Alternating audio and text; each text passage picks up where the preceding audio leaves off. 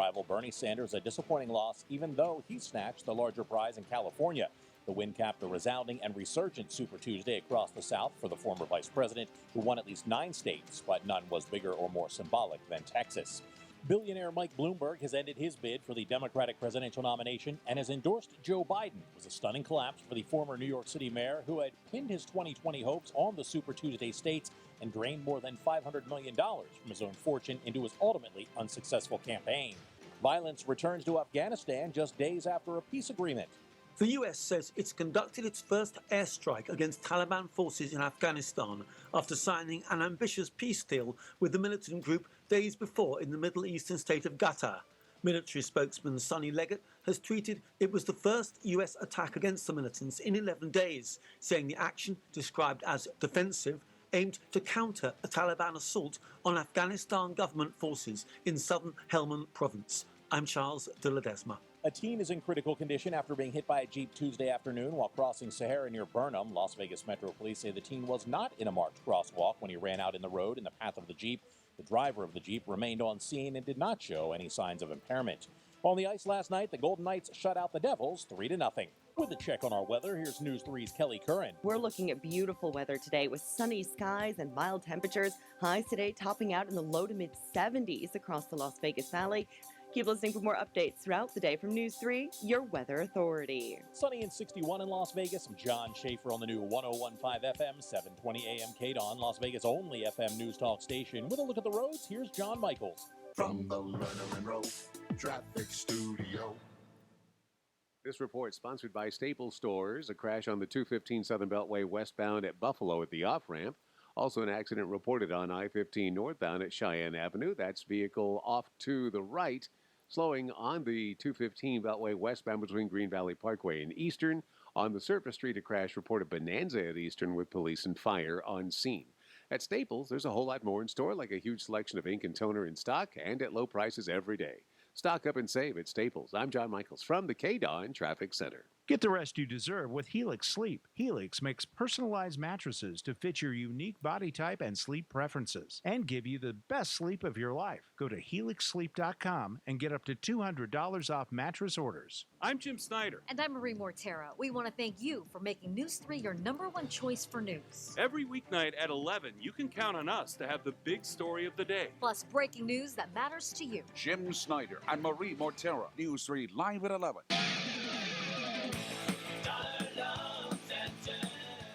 Hey, Chuck, I know there are a lot of scams with online payday loans. What should people watch out for? So many of these websites might look totally legit, but they're far from it. And the borrower needs to be very careful to make sure they're dealing with a lender that's licensed right here in Nevada, like Dollar Loan Center. How do they get away with that? It's normally the online companies that are based out of the country in places like Costa Rica or hiding on tribal land to skirt state lending laws. And others are just lead generators who will just bombard you with calls, texts, and emails. Just be careful and do your research. That was Chuck. Founder, stop by or check us out online at don'tbebroke.com for all the details. Licensed by Nevada Financial Institutions Division. Customer must meet the normal loan qualifications. To review loan qualifications, visit us at don'tbebroke.com. Certain limitations may apply. Loans are subject to approval. If you're one of the millions of Americans who owes back taxes, if you get nervous when the mail comes because you might get a letter from the IRS, then you've heard. Their enforcement agents are cracking down this year and can garnish your paycheck, levy your bank accounts. Even your home or business could be at risk over unpaid taxes. It's all true, but it's also true there's a way out. It's called the Fresh Start Initiative, an important government program for tax debt assistance. The award-winning experts at Optima Tax Relief will fight to get you the best deal possible, protecting your paycheck and your assets from IRS collections. But don't delay, because the IRS is tacking on interest and hefty penalties every single day. 2922. Optima Tax Relief. Some restrictions apply. For complete details, please visit OptimaTaxRelief.com. As soon as I got to law school, I realized this is what I've been waiting for. We call our clients, we hold their hand. Sam and Ash, your personal injury attorneys. Find them at samandash.com. If you call our office, you will be talking to an attorney. Most often, it's Sam or me. It's just invaluable talking to someone right away. Ashley and I are just regular people. We're listeners. Find out more at samandash.com or call 702-820-1234. Sam and Ash, because you deserve what's right. The client is first. That's just how it has to work. This is the story of Julie Guillot. She's a Leukemia and Lymphoma Society advocate and the mother of a child who battled blood cancer. Zach was diagnosed with AML, a deadly leukemia, when he was only 5. He died at just 9 years old, really from the treatment that was meant to save him. Today, the Leukemia and Lymphoma Society is pioneering breakthrough treatments for kids with cancer. Visit LLS.org and save a child's life. Furnished by LLS. 1015 FM, 720 AM, KDON, the talk of Las Vegas. The opinions of the hosts on KDWN are their own and do not necessarily reflect the views of this station, its management, or Beasley Media Group. Right now, the day's biggest news stories from a Vegas perspective. This is the Vegas Take with Sharp and Shapiro. 1, 2, 3.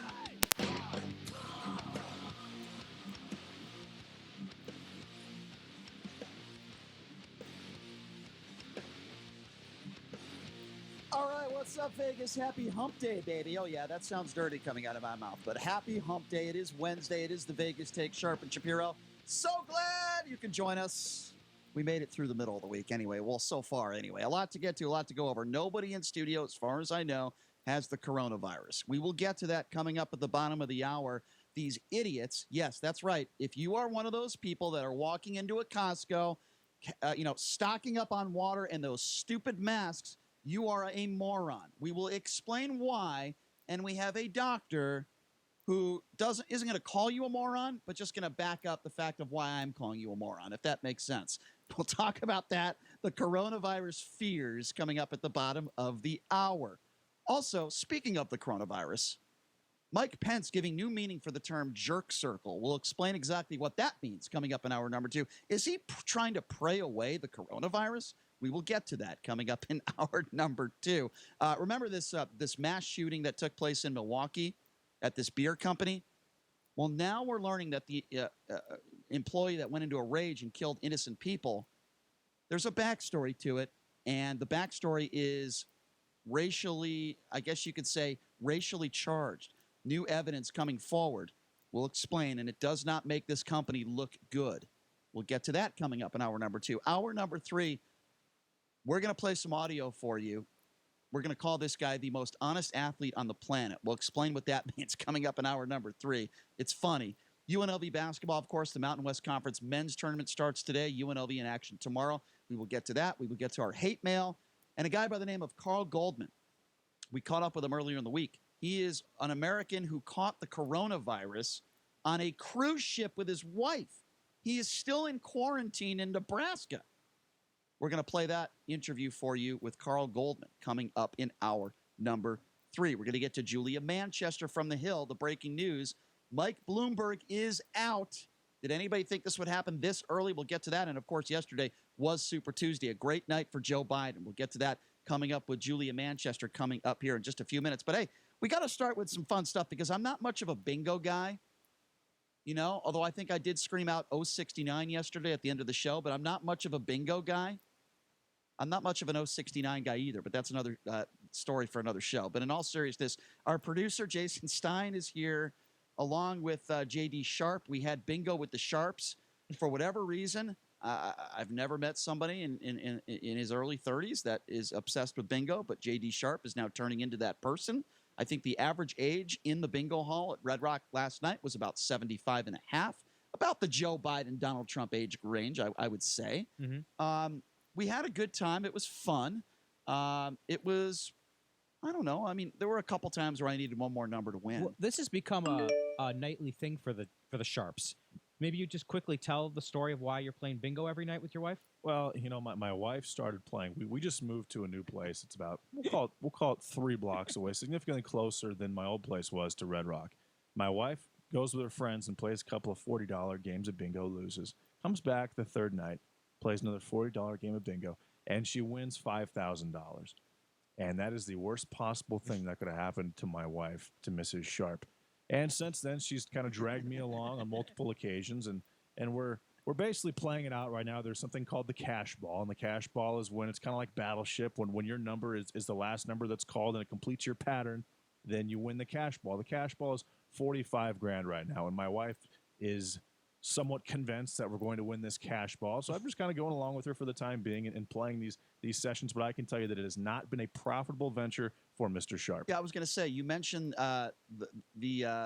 the word pattern. The only pattern I see is you losing money and emptying your bank account. That is definitely a consistent pattern at this point. Well, yeah. thank you for inviting us out last night. Absolutely. And what do you call it? Backing them? We were backed. We were bingo backed. We were bingo backed. Yeah. It was actually a bad arrangement for me, considering it is not a skill game, and it should have been about 80-20, but I agreed to 50-50. Listen, I don't know what you're talking about. Bingo is nothing but skill. I'll have like Larry David from Curb Your Enthusiasm said, I'll have a bingo one-on-one matchup with you any day of the week. I'm a professional bingo player. I had a couple takeaways from last night. I just want to say, first of all, I think this bingo, pretty good for your marriage. You know, I think it's it's a bonding thing. I was very impressed with how knowledgeable you guys have become on bingo. Your wife was great about giving me tips. And the other thing is, she could definitely teach a bingo class. She could. If she had to, yeah. She was great. And then the other thing is that I noticed, I haven't played bingo in a very long time because I'm used to the paper with the daubers. Right. I didn't know there's these computers now that do all the thinking for you. Mm-hmm. So I found that fascinating. You don't have to sit there and scan for numbers anymore unless you want to. So bingo has really changed. They've definitely upped their game, and my wife chooses to do about 5 of those cards at once and the computer. I do one card and the computer, and she's definitely very, very well versed in the art of bingo and even the lingo too. But bingo is definitely wait. There's bingo lingo. There's definitely bingo lingo as well, Brian. My favorite part is when everybody collectively groans. Right. Towards the end, and there were so many players yesterday that were playing that the numbers were hitting so quickly. Because as the cash ball rises, it's kind of a catch-22. As the cash ball rises, about 600 people show up. But then if that's the case, then the numbers, the actual patterns that happened before, they come too quickly. And so it takes about 10 or 15. You only get 10 or 15 chances to hit your pattern, and usually it's about 30 or 40. So it's definitely a catch-22. As the cash ball rises, more people show up, your chances of winning actually decreases no matter how much money you spend. You are getting way into the bingo weeds. I'm not going to go that deep, but I will say this one word: lottery. Just play the lottery. Just go to Prim, drive down to Prim and play the lottery. Only difference is bingo, it's a little bit more fun and it takes a little bit longer and social and all that other stuff. Although if you start talking too loud, all the old ladies will tell you to shush. Shh. Yeah, they make an announcement to keep the table conversation to a minimum. But at the end, those same old ladies are the loudest ones ever. They go, bingo! It's so annoying. It is. It absolutely is. For a second or two, I'm not a violent person. For a second or two, I get violent thoughts in my head when I hear anybody yell bingo. I really do. That's actually happened to me once. Yeah, I get violent. I get violent thoughts in my head. It's terrible. And also, I seem to come very, very close to winning on a consistent basis, and I just never do. That's how they get you. That is exactly how they get you. Now, next week, you're going to be telling us about your hip replacement. Can I ask you a quick question before we take a break? Because we got Julia Manchester coming up next from the Hill. Is it wrong of me, when I hear of somebody very, very old, like a 98-year-old woman or man, winning the lottery or winning money, I get very upset. And the reason why I get upset, other than the fact that I'm angry it's not me, is the fact that I feel like they're too old to enjoy the money. Is that wrong of me to think that a 98-year-old, it'd be more suited? Fine, give me somebody that's 60. I'll take 65. Not somebody who's 98 that is, towards the end of their life. God love them. I don't want somebody like that hitting the Powerball. They should have no enjoyment whatsoever in life. Don't you think there should? Yeah. Don't you think there should be an age, limit? No, you can't win over $1 million if you're over 80. Is that wrong of me to think that way, guys? They should be banned from playing the lottery. You should probably take everything away from them, really. Their television, their food. Take their car. Well, definitely their car. Their that driver's I licenses, agree with. of course. Yeah, definitely their car. No, but you understand should what I'm force saying. them to all wear diapers. Well, you certainly, because you leave the studio 3 times a day. If you were wearing a diaper, you'd never leave the studio. I have a. I would deal with the smell just so you can stay here. I have a constitutional roughly once a show. Roughly once a show. That's not true. No, you it's go to the very bathroom true. at least several times. Stein, help me on this one before we take a break. Breaks are totally different. He's regular. He's very regular. What are you drinking? Prune juice before every segment? I don't understand what's going on here. It's Essentia water today. He is becoming. Look, Nothing crazy. You're drinking prune juice, playing bingo. You're turning into it. Like you are. Were you in the movie 35 Cocoon? going on 85. You're one of those people that was in the movie Cocoon. What is going on with you? You're like turning into an 83-year-old man before my very eyes. I never actually saw that movie, Brian. We were eating dinner lunch the other day. You got up and you like hurt your back. I'm like, you're in your early 30s. I did. Yes, I did yes. do that. Yeah. What is going on with you? We were at that Chinese restaurant, the Crazy Buffet, and it was just a little cramped in there for me. You got up like you were a 95-year-old man. No, it was a bit cramped. It was a weird angle. No, it wasn't. I put too much That's an weight on my left hip, which I have to get replaced obviously very soon. Does that happen? And then I came over and my back started hurting. Does that happen to you during sex also? That does not happen during sex. Okay, It's absolutely nice to be not. retired at your age. So you're getting weird? In fact, I would actually be willing to do almost any athletic activity against you, and I'm confident I would be victorious in it. Well, there's a couple of athletic activities you wouldn't have a chance. I'm just telling you. Most of them you would probably win. All I know is you're going to the restroom a lot. You have back aches. You have back problems. And you're obsessed with bingo. I'm worried about you. Next, you're going to be in Cocoon 4. All right, we're going to take a quick break. And when we come back, we're going to be joined by Julia Manchester from The Hill. Bloomberg is now out. She's going to go over what took place last night, Super Tuesday. Take a quick break. Be back right after this. You are listening to the Vegas Take right here on the all-new 101.5 FM, 720 AM, KDAWN.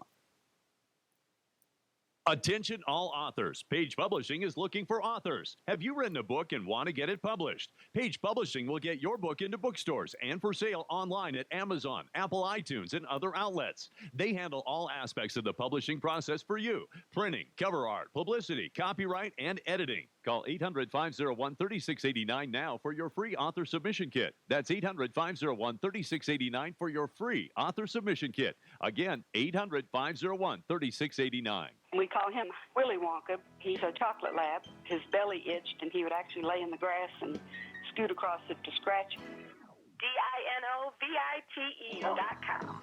Dinovite is nutrition. His belly, it's all really cleaned up. He flops over and lays on his back and just kicks his legs. I call it his happy dance. You won't believe how happy your dog will be. DINOVITE.com.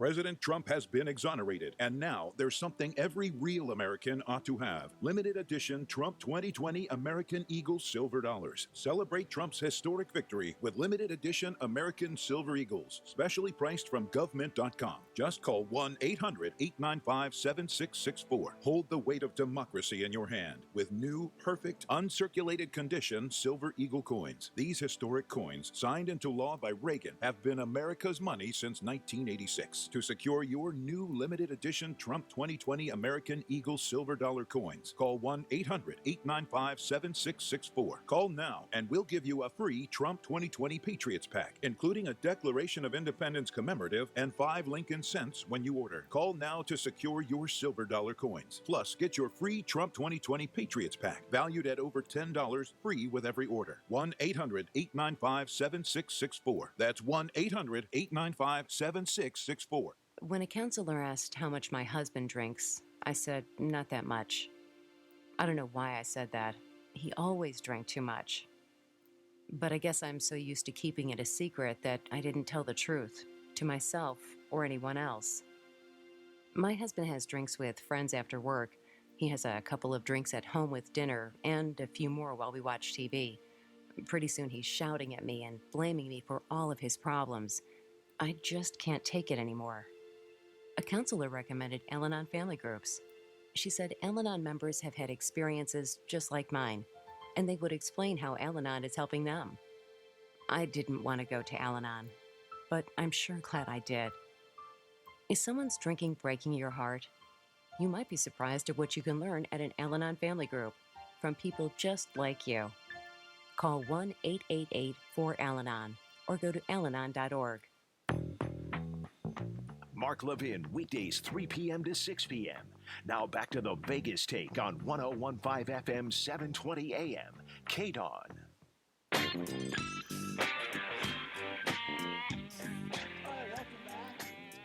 is the Vegas Take, Sharp and Shapiro on a Wednesday. Glad you could join us. If you were unaware, yesterday was Super Tuesday, and The Hill, they do a fantastic job in their political commentary, their reporting, and Julia Manchester joining us right now on the line. She is from The Hill. Julia, I appreciate you joining us. How are you? Good, thanks. How are you doing? Thank you for having me. Oh, appreciate it. Always love it when you come on with us. Doing great. Let's start with the breaking news before we get to Super Tuesday, Julia. As you know, Mike Bloomberg announcing this morning that he is out of the presidential race. What is your reaction to that? Did you see this coming? Well, he's out of the presidential race, and he's immediately endorsing Joe Biden. No surprise that he's endorsing Joe Biden, clearly the other moderate in the race, and clearly the person Mike Bloomberg thinks is best positioned to beat Donald Trump. But overall, I think the reason for him dropping out is that Mike Bloomberg's candidacy really hinged on Joe Biden's weakness. And after Joe Biden was coming out of Iowa and New Hampshire in particular, he wasn't racking up the wins he probably should have been racking up as a former vice president. And I think that had a lot of moderate Democrats very concerned. The moderate vote was being split. It wasn't being coalesced. And Sanders was shoring up all of this progressive support and really riding on this very positive media narrative. So I think that's when, Mike Bloomberg, even though he'd been in the race since November, he started to get more momentum in the polls because he was seen as a viable alternative in the race. However, we saw that after Jim Clyburn, the highest-ranking African-American in Congress, endorsed Biden ahead of South Carolina, Biden won South Carolina in a really sweeping victory, every single county going to him. He went on to win a number of states very early on in the evening last night, right after their polls closed. North Carolina, Virginia, Tennessee, Alabama, Arkansas, just sweeping the South. And we know that the South is absolutely critical for Democrats, really, because we know that the black vote is very much the backbone of the Democratic Party. And there are a number of states in the South that the Democrats are looking to flip blue at some point. So that's important. Biden got a huge win in Texas last night as well. So that plays very well for him. Bernie Sanders didn't do as well as expected. However, he did get a big win in California. So let's stick with Bloomberg here for a second. It's amazing, Julia, because a month ago, 3 weeks ago, before the Nevada caucus, Mike Bloomberg was the buzz, right? Everybody was talking about Mike Bloomberg, and a lot of Democrats are saying he's got the money. He's the guy that Donald Trump will fear. And then he just absolutely imploded on that stage in Las Vegas. I really, truly believe, Julia, that was the start of his demise. And I think Elizabeth Warren just destroyed him. And I don't think he ever recovered from that. Would you agree? I would agree. I think it was probably one of many parts of his demise, but that was definitely the start of it. And I think his campaign genuinely was trying to be transparent and having him on that debate stage. However, Mike Bloomberg just isn't a natural debater, and he'll tell you that. His campaign was hinged on him holding these campaign events in these Super Tuesday states and really blanketing the country with ad buys. He wasn't as good with more of these personal head-to-heads with other candidates. And I think Elizabeth Warren really went at him on this issue of NDAs and women. And, his answers were probably less than, to a lot of voters, they weren't impressed with them. So I think absolutely it was the beginning. Now, do you think that Bernie Sanders coming out and basically giving support to Fidel Castro and being so over the top to the left hurt Bloomberg as well, because Biden is a moderate who doesn't have the baggage that Bloomberg has? I don't think Bernie Sanders coming out, answering that question on CNN about, Fidel Castro's education programs and such, I don't know if it necessarily hurt Bloomberg. I would actually assume that it probably would have helped Bloomberg in the long run if Bloomberg wanted to stay in, because that plays in Florida in particular in South Florida. Cuban communities are among Venezuelan immigrant communities in Florida. We know that Bloomberg invested quite a bit in Florida ahead of the state's primary in a few weeks. And he was very much hinging on Florida in a way. So I think, and we saw that was a line, Mike Bloomberg really hit Bernie Sanders on that line, which was smart. However, I think it's something that now Biden will now hit Bernie Sanders on, especially in a state like Florida. I think Bernie Sanders, in a way, kind of destroyed his chances with those comments in Florida. The Cuban vote in Florida is the backbone of the vote in Florida, or the vote in Florida, especially among some of those older Cuban communities, or maybe amongst, some of the other Latin American immigrant communities. So I think Bernie Sanders has hurt himself in the long run with those comments. If you're just joining us, we're speaking with Julia Manchester. She is from The Hill, obviously covering Super Tuesday. Okay, so how long will it be, Julia, until Elizabeth Warren decides that she's going to drop out of the race? When is this going to happen? Well, we're hearing that she is reassessing her campaign this morning if she hasn't already. So, we're waiting. She said a couple of days ago that she would be staying until the conventions. However, campaigns say a lot of things, and that was before she came in third place in her home state of Massachusetts. It's hard to imagine her trying to make the case to voters in Michigan, Illinois, Florida, Ohio, Arizona, New York, and beyond if she can't make the case to voters successfully in her home state. But Massachusetts, I was really surprised with in particular because Joe Biden won that state, a very progressive state, a state that you're seeing a contentious progressive primary battle, the Senate between Senator Ed Markey, the co-author of the Green New Deal, and Congressman Joe Kennedy, the grandson of Robert F. Kennedy. So there's, a lot of progressive support in that state, but Joe Biden still coming out on top, and the two New England senators coming in second and third place. Julie, you mentioned how Bloomberg has been in the race since November. Exactly how much money did he actually spend on this presidential race? He spent hundreds of millions of dollars. I don't have an exact figure right now, but it was quite a bit of money, unprecedented, really, his own money, too. And I think going forward, Bloomberg will play a huge role no matter what in the general election because you're going to see Democrats going head-to-head with Donald Trump. And we know that the Republican National Committee and Donald Trump have a huge war chest of money. Yeah. Well, there's no question that things are going to be heating up between Joe Biden and Bernie Sanders. It's going to continue. It's going to be a fun ride. And Julia, you do a fantastic job for The Hill. We always appreciate your time and spending some time with us, coming on with your expertise and going over Super Tuesday and Mike Bloomberg. Appreciate it. Thank you so much. Look forward to having you on again soon, Julia. Keep up the great work. Thank you so much. Thank you. All right. Appreciate that. Thanks a lot, Julia. There you go. That's Julia Manchester from The Hill. Does a great job and certainly smarter than I when it comes to dealing with Super Tuesday and all these caucuses and everything that's going on. There's no question right now. No question that Joe Biden is the favorite. And here's something I don't like. I don't like it when Republicans say, it's the establishment, they're cheating, they're giving it to Joe Biden. No, they're not. These are regular, everyday people that are voting, and they're voting for Joe Biden. Make no mistake about it. That's why he won South Carolina. That's why he did so well last night. This isn't anybody cheating. Let's be honest. There's been three major endorsements. Clyburn in South Carolina, who Julia Manchester mentioned. Sure. Buttigieg, Klobuchar, Bloomberg. And now Bloomberg. Obviously, there's a reason those endorsements are taking place. And to say that the establishment isn't involved in that at all, I think would be inaccurate. That's not the establishment. If Biden doesn't get endorsed by those four people or those three people, do you think that he has the type of showing that he had in South Carolina at Super Tuesday last night? Those endorsements have helped out Biden a lot, There's Brian. no question that the endorsements are going to help Joe Biden. But what I'm trying to say is there's no cheating going on here, like people say. Back in 2016, there's no cheating here. The bottom line is people are going to the polls.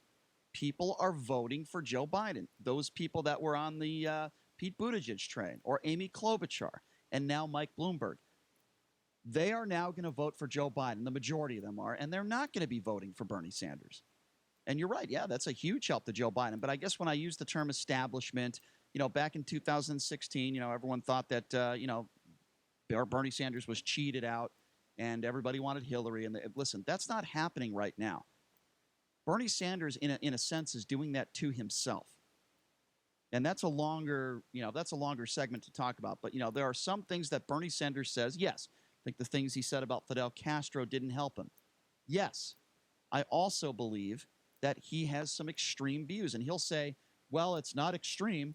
It's not extreme to want health care for all. It's not extreme to have people go to college for free and $15 an hour. Well, yes, it is. Yes, it is. You're not going to see that in my lifetime. College for free for all. It's just not going to happen. Well, we're going to take a quick break. And when we come back, who are these morons that are walking into Costco, buying hundreds of masks, stocking up on water, and buying things that are marked up 10 times what they normally would be? These people are idiots. And I'll explain why they're idiots coming up next on the Vegas Take, because we have audio from an actual doctor who will tell you that wearing these masks does absolutely no good from saving yourself from getting the coronavirus. It is a joke. We'll talk about some of these people coming up next. You're listening to the Vegas Take on the all-new 101.5 FM, 720 AM, KDAWN.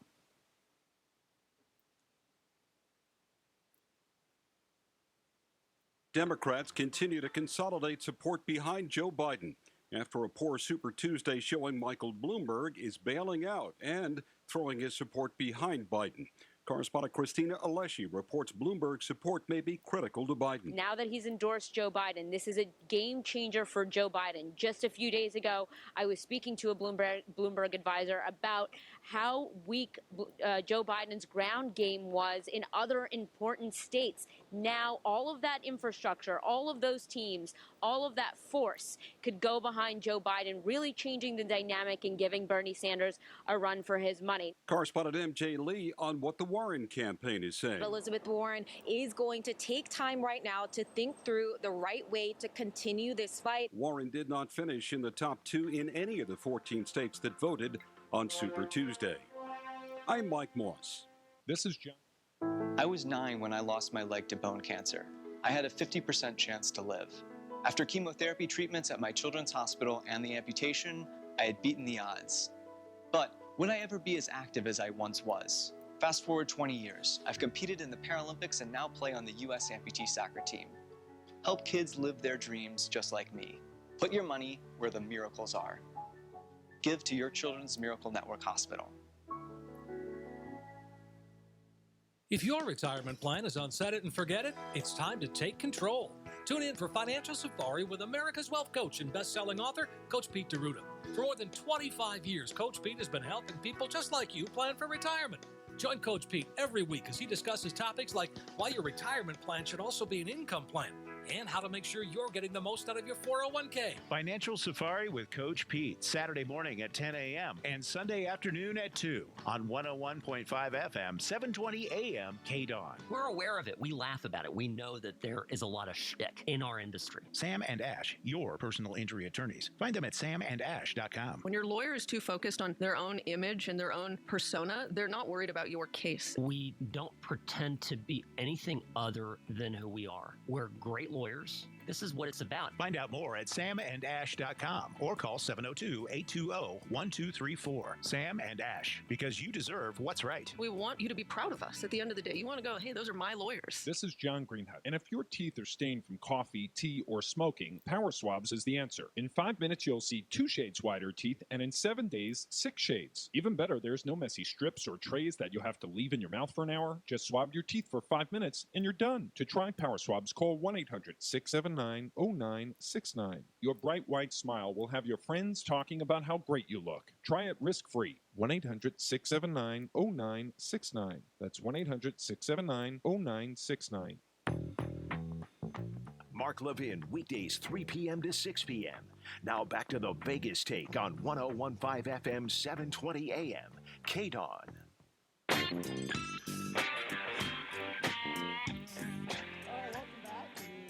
Vegas Sharp and Shapiro. So glad you could join us on a Wednesday. Talking a little coronavirus fears. You know, there's a lot of people across the country, across the world, that are having these coronavirus fears. Yes, there have been 9 deaths. Yes, 130 cases in the U.S. It does not even come close to comparing to people that die from the flu every year. People are in fear. Why? Well, I think it's a little unsettling when you hear news reports on the media that there's no cure for it. But these people that have died and these people that are in serious condition from contracting the coronavirus are those that already had medical conditions or they're extremely old. But it's amazing how people are panicking, running to Costco, buying these masks, stocking up on water. You know, I'm at Costco the other day and I see this idiot in front of me that has literally enough water to last him a lifetime. And I said, why are you buying so much water? And he looks at me and he goes, coronavirus. Now, I was in public. I tried to be respectful, but I really wanted to look at him and say, you are a moron. You are a complete idiot. But I didn't. You know, I was nice. I'll just save that mean streak of Shapiro for the radio. But I want you to listen to this CBS 8 report on these Costco shoppers that are in fear of the coronavirus. Have a listen to this. I've never seen Costco this busy. Long lines and cleared out counters, all because of coronavirus concerns. Ariana Rabb loads up her trunk after waiting 20 minutes in line at the Costco in North Las Vegas Monday night. But she missed out on the one thing she really came here for, water. They're saying that they won't get their new shipment until Thursday and they're limited water. So if you can't find it, then it's not there. This sign posted near the store's entrance shows that they're also out of toilet paper, paper towels, and Clorox wipes. They were bringing in this kind of water. Like I said, this is not my brand. We met up with shoppers earlier in the day at the Costco on MLK by the 95. Crowds formed around checkout and water soared off the shelves. Carts on the way out crammed to the corner. Stock up on, I don't know, basic stuff, but maybe I don't have at home that if I get locked down somewhere in my house, I guess it's like 14-day period, incubation period. The only thing was missing in there, which they ran out, was the hand sanitizers. You know, we came for that too. Essential items are also in limited supply at Walmarts and Targets across town. Well, the first thing that enters my mind when I'm freaking out about a virus is I need to make sure I can wipe my ass. So I can totally understand why they're out of toilet paper because, like I said, that's the first thing that enters my mind. Oh, boy, that is just weird. What a bunch of freaks, by the way. What a bunch of weirdos. Hey, have you ever heard of this? Buy some soap and wash your hands. If you have a sore throat or you don't feel good, go see your doctor. God, are people stupid. The N95 respirator masks, by the way, are largely sold out online and in local stores, but now they've become a hot commodity on Craigslist, the Facebook Marketplace, and numerous apps. These are used by private sales by individuals, usually at a steep markup. So you know, these places are taking advantage of people's stupidity. That's exactly what's going on. Apparently, there's 3 listings on OfferUp for packs of 3M brand respirators, more than double their retail price. 2 packs were listed at $100, a third at $90. Both those prices were relatively low compared to the dozen or so other listings on this app that I was just talking about. California Governor Gavin Newsom has called out these third-party sellers on Amazon hawking overpriced Purell hand sanitizer in a tweet yesterday, including a screenshot showing a $400 listing for a case of 24 2-ounce bottles. Okay, here's where I'm going to disagree with Gavin Newsom. If you're dumb enough to spend $400 on hand sanitizer, go ahead. Let people take advantage of your stupidity. If you're that stupid and you have an IQ that is that low that you think you should be spending $400 on hand sanitizer because you're in fear of the coronavirus, you're on the short bus. You drove the short bus to school with lack of a better term. You're an idiot. Okay, I don't know if you're on the short bus, but you definitely aren't great with money. You consistently make not exactly sound investments. Hey, honey. Hard to argue that. Hey, honey. I don't want to get the coronavirus. Let's make an emergency trip to Costco. Honey, we can't do it because they're out of hand sanitizer. We got to go online. Hey, honey, I just saw they're selling it for $400 online. Should we buy it? Well, how big is it? It's 24 2-ounce bottles. It's only $400. It's a steal, honey. Let's get it. Oh, my God, Dave, let's do it immediately. Do you have enough money in your bank account to do it? I absolutely do. Let's buy a lifetime supply of hand sanitizer. We'll be in debt for the rest of our lives. It's okay. Let's do it. We just won't pay our credit card bill. That's a great idea. Let's do that. I mean, really, I swear to you, people are having conversations like this. They're that stupid. Like verbatim, just like that. Absolutely verbatim. Probably 3 or 4 every minute. I heard a rumor. Especially in California. Isn't that interesting? That's kind of a socialist approach by Gavin Newsom there, in my opinion. It's capitalism. If people want to spend, you're totally, if they want to separate themselves from $400 for 2 24 packs of hand sanitizer, let them do so. And Gavin Newsom complaining about that, to me, is spoken like a true socialist. Well, hey, if people are dumb enough, really, seriously. Yeah, exactly. If they're dumb enough to spend $400 on hand sanitizer, what's the next thing? They're going to buy these stupid masks? Is that what they're going to do next? Oh, yeah. Let's talk about these masks for a second. Let's have a conversation about these masks. I walk into these casinos, and I swear to you, I must see about 50 to 100 people of Asian descent wearing these masks. It's the dumbest thing I've ever seen in my life. Why is it dumb? Well, I'm so glad you asked, Mr. Hand Sanitizer Man who spends $400 on hand sanitizer. It'd be one thing if you worked at a strip club and you got a bunch of hand sanitizer. I totally understand that. Dr. Judith Ford, she is from the Healthcare Partners Nevada. She was on the show last week, and she was asked about these face masks by yours truly. This is someone who has expertise in this field. Listen to what Dr. Judith Ford said about these ridiculous masks that these people are wearing. And right now, the CDC is saying we don't think it's very helpful. First of all, those surgical masks talking about have gaps on the sides. Those rectangular ones have gaps on the sides. They don't completely surround your mouth and face. Second of all, people are fidgeting with them. They're putting their hands on them. They're taking them off. So we don't want people to be touching their hands to their face, right? That's how you get viruses and flu. So, it's not clear how much they're actually helping. So that is a doctor, ladies and gentlemen. If you're wearing one of these masks, I don't care if you're a pie gow dealer. I don't care who you are. They make no sense. Yes, if you have the coronavirus yourself, there is a chance that if you wear the mask, it could help not spread the disease. But the majority, if not all of these people that are wearing these masks are wearing them because they think it will help them not contract the virus. You are a moron. In fact, there are studies that have proved that if you wear one of these masks, you actually have a better chance of getting the virus because you're going to be touching your face that much.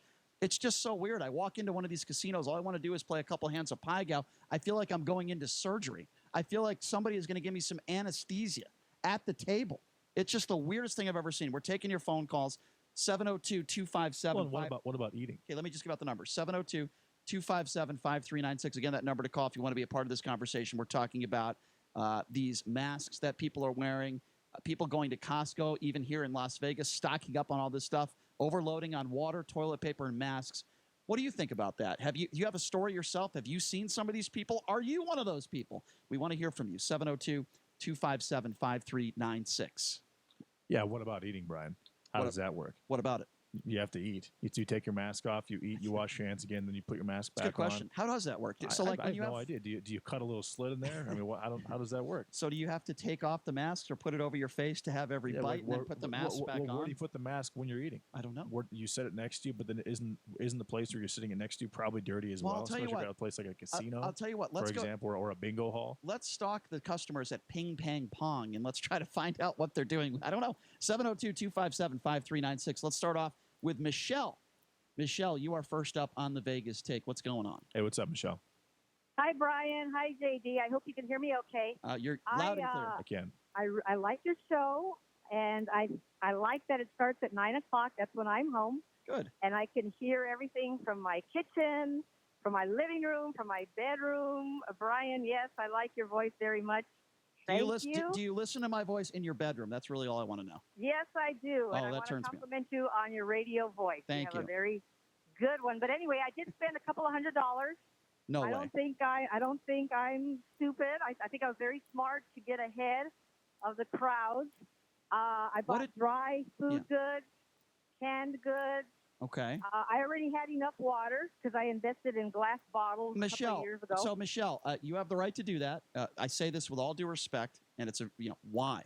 Why did you do it? I bought the food and the items because we just don't know if we will have to self quarantine and stay out of the public for a couple of weeks. That could happen. So I have grandchildren. Sure, I understand that. So your fear, because I'm trying to get inside your head here, your fear is you believe we could see something in a week or two where everybody in Las Vegas is quarantined and not allowed to leave their house? You think that's a possibility? No, not everybody. I'm just saying if the virus were to come to Las Vegas, I would definitely limit my time out in crowds. That includes shopping in the stores. Yeah. I was at Walmart and the cashier was coughing and sneezing. And I said, "You're sick. You shouldn't be here." But he said it's not a cold or anything like that. He said it's allergies. So anyway, all right. Well, listen, Michelle. Let me be very clear. I hope you stay healthy. I hope your family stays healthy, and we wish you the best. All I'm saying is, if you have that type of fear for the coronavirus, you should have 10 times or 20 times the fear of getting the flu. Because statistics show that not only is the flu a lot more serious, but you have a much better chance right now of getting the flu than you do coronavirus. I am sure that whichever establishment you went to, they're very happy that there are people like you out there. You have the right to do that. I just think you're overreacting a little bit with all due respect. 702. And I don't have a huge issue with you actually purchasing canned goods. That's something to, but you're not spending $500 on sanitizer. Yeah. Well, that's a little bit over the line. That's way over the line. 702-257-5396. Thank you for the call. We appreciate it, Michelle. And I'm glad you listen to my sexy voice in your bedroom. That gets me nice, warm, and fuzzy inside. Let's go to Steve. Steve, you're next up on the Vegas Take. What's going on? What's up, Steve? Hey, Brian, question for you. Yes. Mr. Mass, in all due respect for the woman, was very intelligent and professional. But a lot of nurses and doctors that are educated and also professional, why are they all wearing masks in the hospital? The reason for that's a good question. And the reason for that, as far as to my knowledge, is you don't want to infect the patients. There are a lot of people, for example, if somebody is going into surgery or somebody already has some sort of infection, they don't want, if they have, because let's be honest, all of these doctors and nurses, they get sick a lot. They're around a lot of sick people. They don't want to infect the other patients. It's more to protect the patients. Brian, those masks in particular are a form fit for their particular face. Those aren't their standard masks. Right, but it's the same reason. There's no hole on the side of those masks. They actually are literally tailor-made for their faces. Well, here's another thing. Why do these doctors and nurses wear all these masks when they go into surgery, Steve? You know the answer to that. Right, because there's a transmission of bacteria. There you go. There you go. One last quick question, Brian. Yep. A guy in New York, I heard this on the news. It was interesting. He supposedly was 80 years old. He had 6 days to live. The doctor said, I'm sorry, I'm going to give you 6 days to live. The guy said, oy vey, in that case, I'm not paying my medical bills. The doctor thought for a second and said, in that case, I'll give you 6 years to live. That's funny. Unfortunately, that's funny. Thank you, Steve. I appreciate it. Sounds like Henny Youngman from Goodfellas. Yeah, it actually sounds like a true story. Thank you for the call, Steve. We great call, appreciate it. Steve. Again, that number to call is 702-257-5396. Your thoughts on some of these people? We just had Michelle call in that said she spent a couple $100s and kind of, I guess you could say, stocked up on all this stuff in fear if the coronavirus does come to Las Vegas, and you're put in quarantine, which I don't think is going to happen. The odds of that, I think, are like 1 in 1,000 that, all of a sudden we're going to hear the governor or Sisolak say, everyone, stay in your homes. We have 1 case of coronavirus in Las Vegas. It's just not going to happen. Again, that number, 257-5396. Let's go to Marge. Marge, you're next up on the Vegas Take. What's going on? Hey, what's up, Marge? Hi. Well, as far as your voice, I really like it when you do that female voice that you were doing with your conversation to yourself. Wait, hold on. Let me try to do Michael Jackson. I have a skin disease. Okay, there you go. I'm sorry, Marge. Go ahead. That's perfect. That's absolutely perfect. I happened to go to both Walmart and Walgreens yesterday. You did? So in going to Walmart, absolutely no toilet tissues around. Couldn't find any hand sanitizers. I don't understand that. Yeah, and as I was checking out, I saw people with just oodles of bottles of water. It was crazy. And then I went to Walgreens, and I looked in both spots, and minimal toilet paper left, and absolutely no hand sanitizers. And when you get to that, the soft soap for your hands, yeah, just a few on the shelves. And I asked the clerk, I found somebody to talk to, and I said, do you have any, these behind the counters in the stockroom? And she said, no. We're waiting for another shipment to come in. But what this reminds me of? Remember Y2K by any chance? Yes, I do. Yes. And the panic and everything else, and people were stocking up and getting water, buying candles, the whole 9 yards of it. This just reminds me of that all over again. Jeez. God, it just doesn't make any sense to me. I think that people are overreacting. If you're in bad health, if you're elderly, you don't want to catch the coronavirus, just like you don't want to catch the flu. Exactly. I haven't heard of any cases of anybody that's in decent health that is young that got the coronavirus. Well, and it's actually a nice little boost. Assuming what you're saying is true, and I believe that it is. Yeah. It's actually a nice little boost for Trump's economy. People are spending a lot of money right now. Yeah, to counter the stock market fall right now. Yeah, exactly. Well, according to Donald Trump, then the Democrats are helping the economy. They're not hurting the economy; they're helping the economy. Marge, always good to hear from you. Thank you very much for the call. Marge. Thank you. Again, that number 257-5396. By the way, our producer Stein called Walgreens on Decatur. They told him that they've sold out of hand sanitizer and masks, and they're running low on rubbing alcohol. What do you think about that? Rubbing alcohol. They do have toilet paper, though, so, JD, you're in luck. What do you think about That's that? all I had to hear, Brian.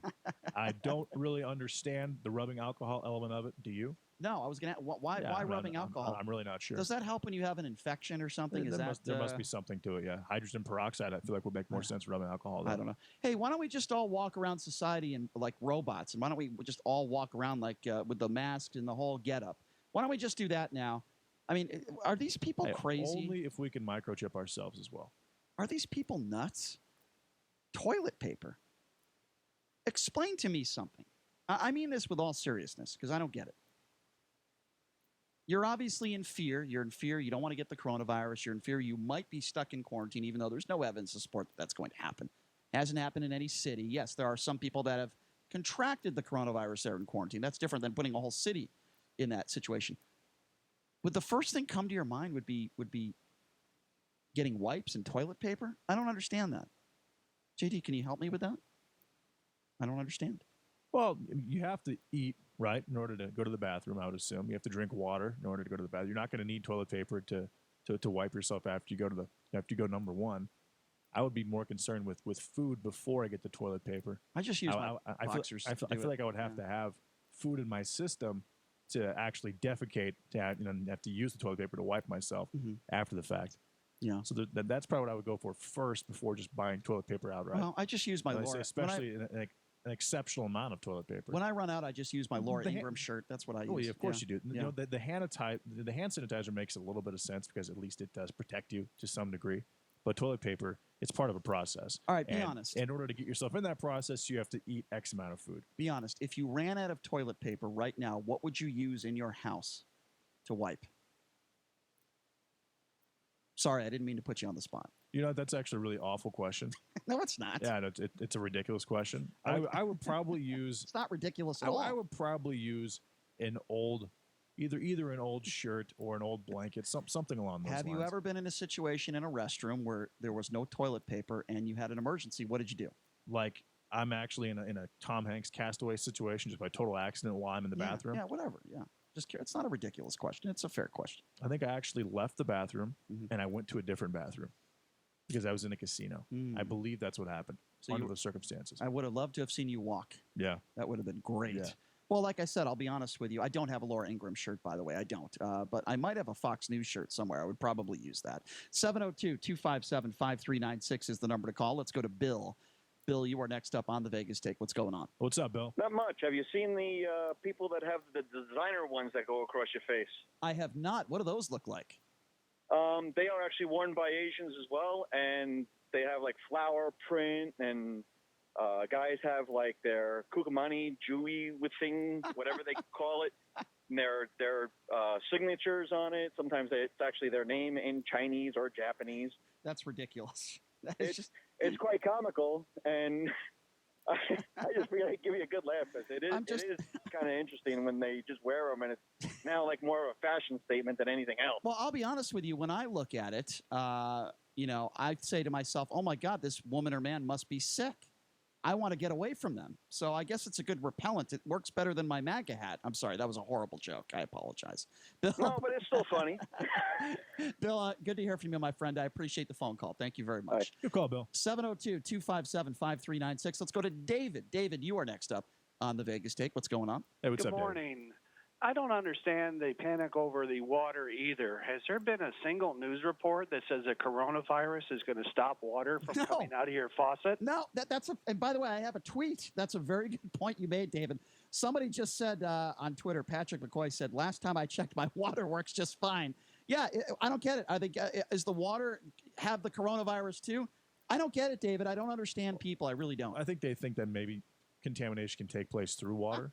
I don't understand. Or maybe one of the main reservoirs is going to get contaminated, and then since bottled water is packaged, that's not the case. Has anyone got the flu from drinking water? I mean, I guess if you use the same cup that someone else used, but that's a whole different ball game. Yeah, I don't understand people stocking up on water, David. I just don't get it. It's absolutely ridiculous. It is, David. I appreciate the phone call. Thanks for you're absolutely right. David. It is completely ridiculous. Again, I've never heard of anyone contracting the flu from drinking water from their faucet. That is ridiculous. Unless you live in Detroit. I guess that's possible. 702-257-5396. Let's go to Chuck. Chuck, you're next up on the Vegas Take. What's up? Hey, what's up, Chuck? Yeah, well, the fear is spread by the media, the CNNs and the CBS and NBC, all that. That's where it's coming from.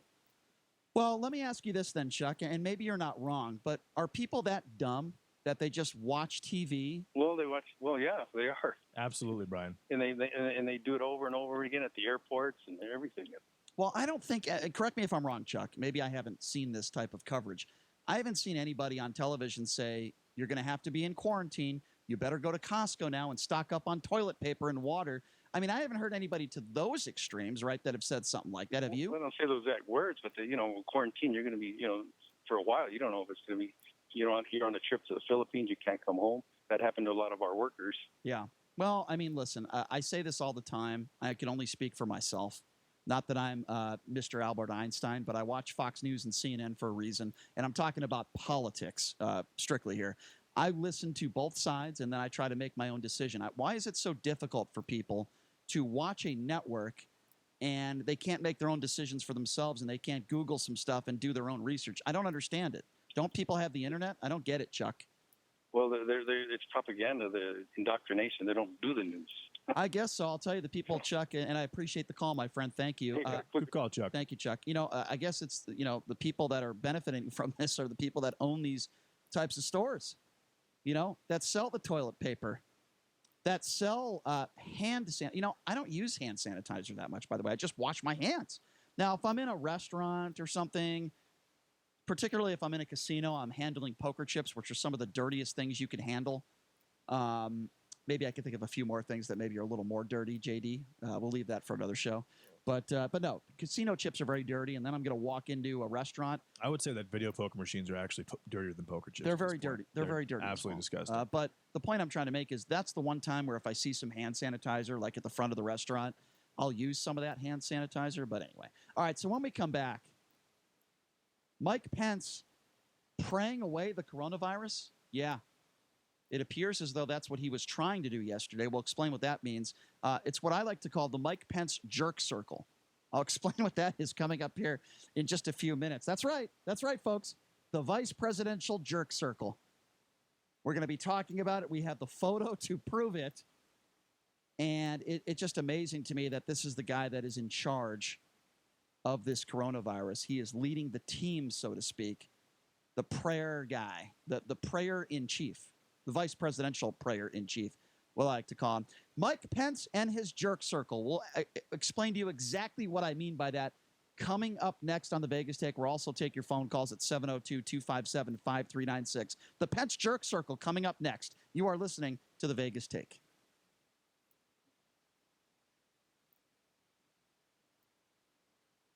I had 10 years of unpaid tax returns. I owed a ton of money in taxes. I started getting letters. And unbelievably complex. Things that are written in the tax code are so complicated that if you don't pay a tax professional to do your taxes, you're going to screw up. This was such a complex problem, I did not think anybody could solve it. Eric's whole life was about to go down the drain. So he called Optima Tax Relief. Optima was able to make sense out of a huge disaster, and Optima stopped it. To say the least, Eric was very relieved.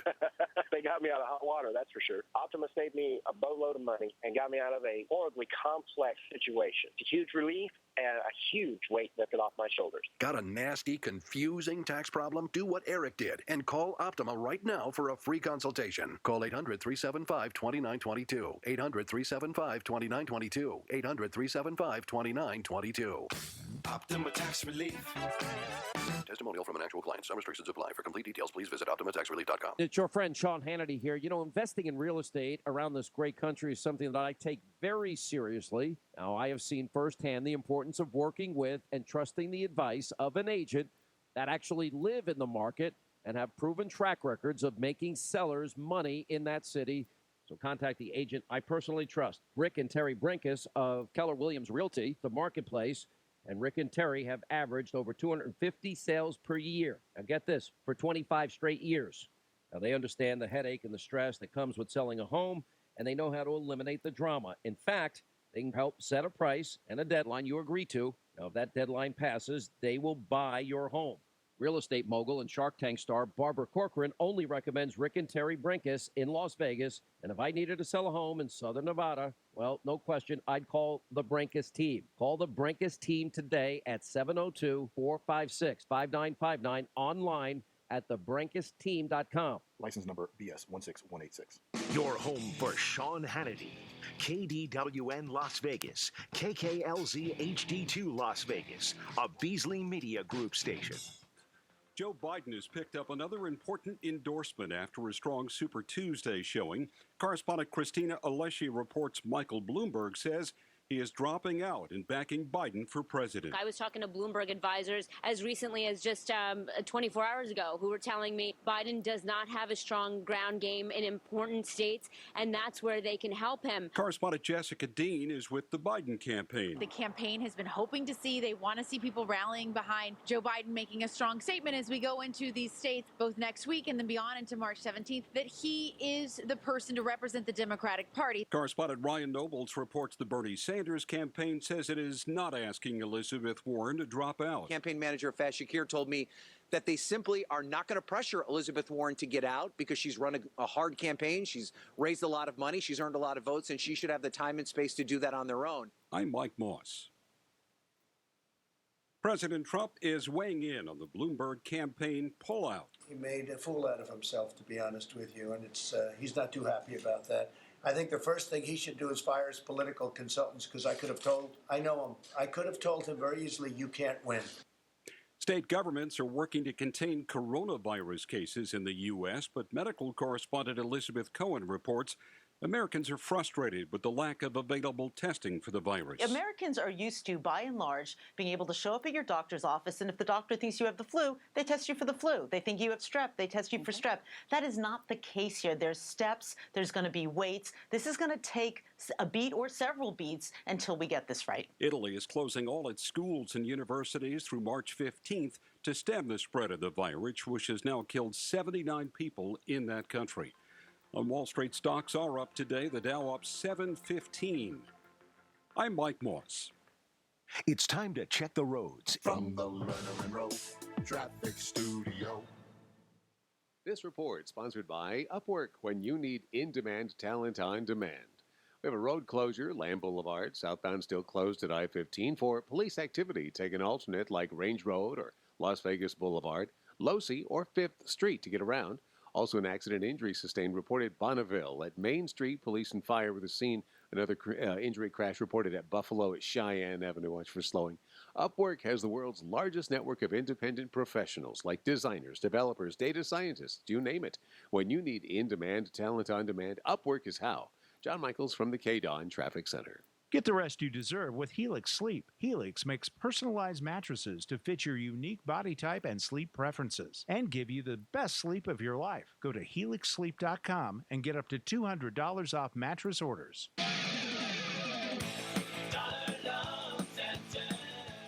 So, Chuck, some people have the impression that payday loan companies suck. Why is that? Because they do. Luckily, Dollar Loan Center is not a payday loan company. We're a short-term installment lender where you only pay interest for the time you have the loan out. No other fees, no surprises, and crystal clear contracts. And how do the paycheck places work? They cost way more, they don't lend as much, and you normally have to pay it back in 2 weeks no matter what. Look, if you have a payday loan, do yourself a favor, come see us at Dollar Loan Center. Normally, we can save you up to half of what you're paying now and give you way longer to pay it back. That was Chuck, founder of Dollar Loan Center, where you can get up to $5,000 in minutes, even without a checking account. We have over 50 locations, and our friendly Dollar Loan Center staff are ready to help. You can also apply over the phone or online at don'tbebroke.com. Licensed by Nevada Financial Institutions Division. Customer must meet the normal loan qualifications. To review loan qualifications, visit us at don'tbebroke.com. Certain limitations may apply. Loans are subject to approval. Sunday nights, it's Steve Sanchez. Wake the heck up. Live from the undisclosed bunker studios with a Constitution in one hand and a Bible in the other.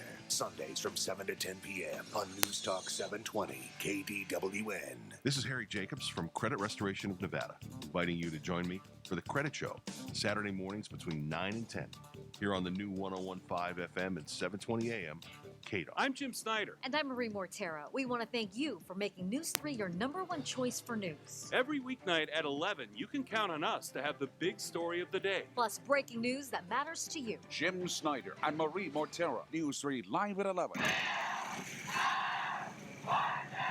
For over 20 years, Wheel of Fortune slots have paid out more than $3 billion in jackpots and made over 1,000 millionaires. Play Wheel of Fortune today. Wheel of Fortune is a registered trademark of Caliphone Production Incorporated. All rights reserved.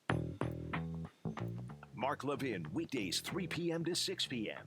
Now back to the Vegas Take on 101.5 FM, 720 AM. KDON.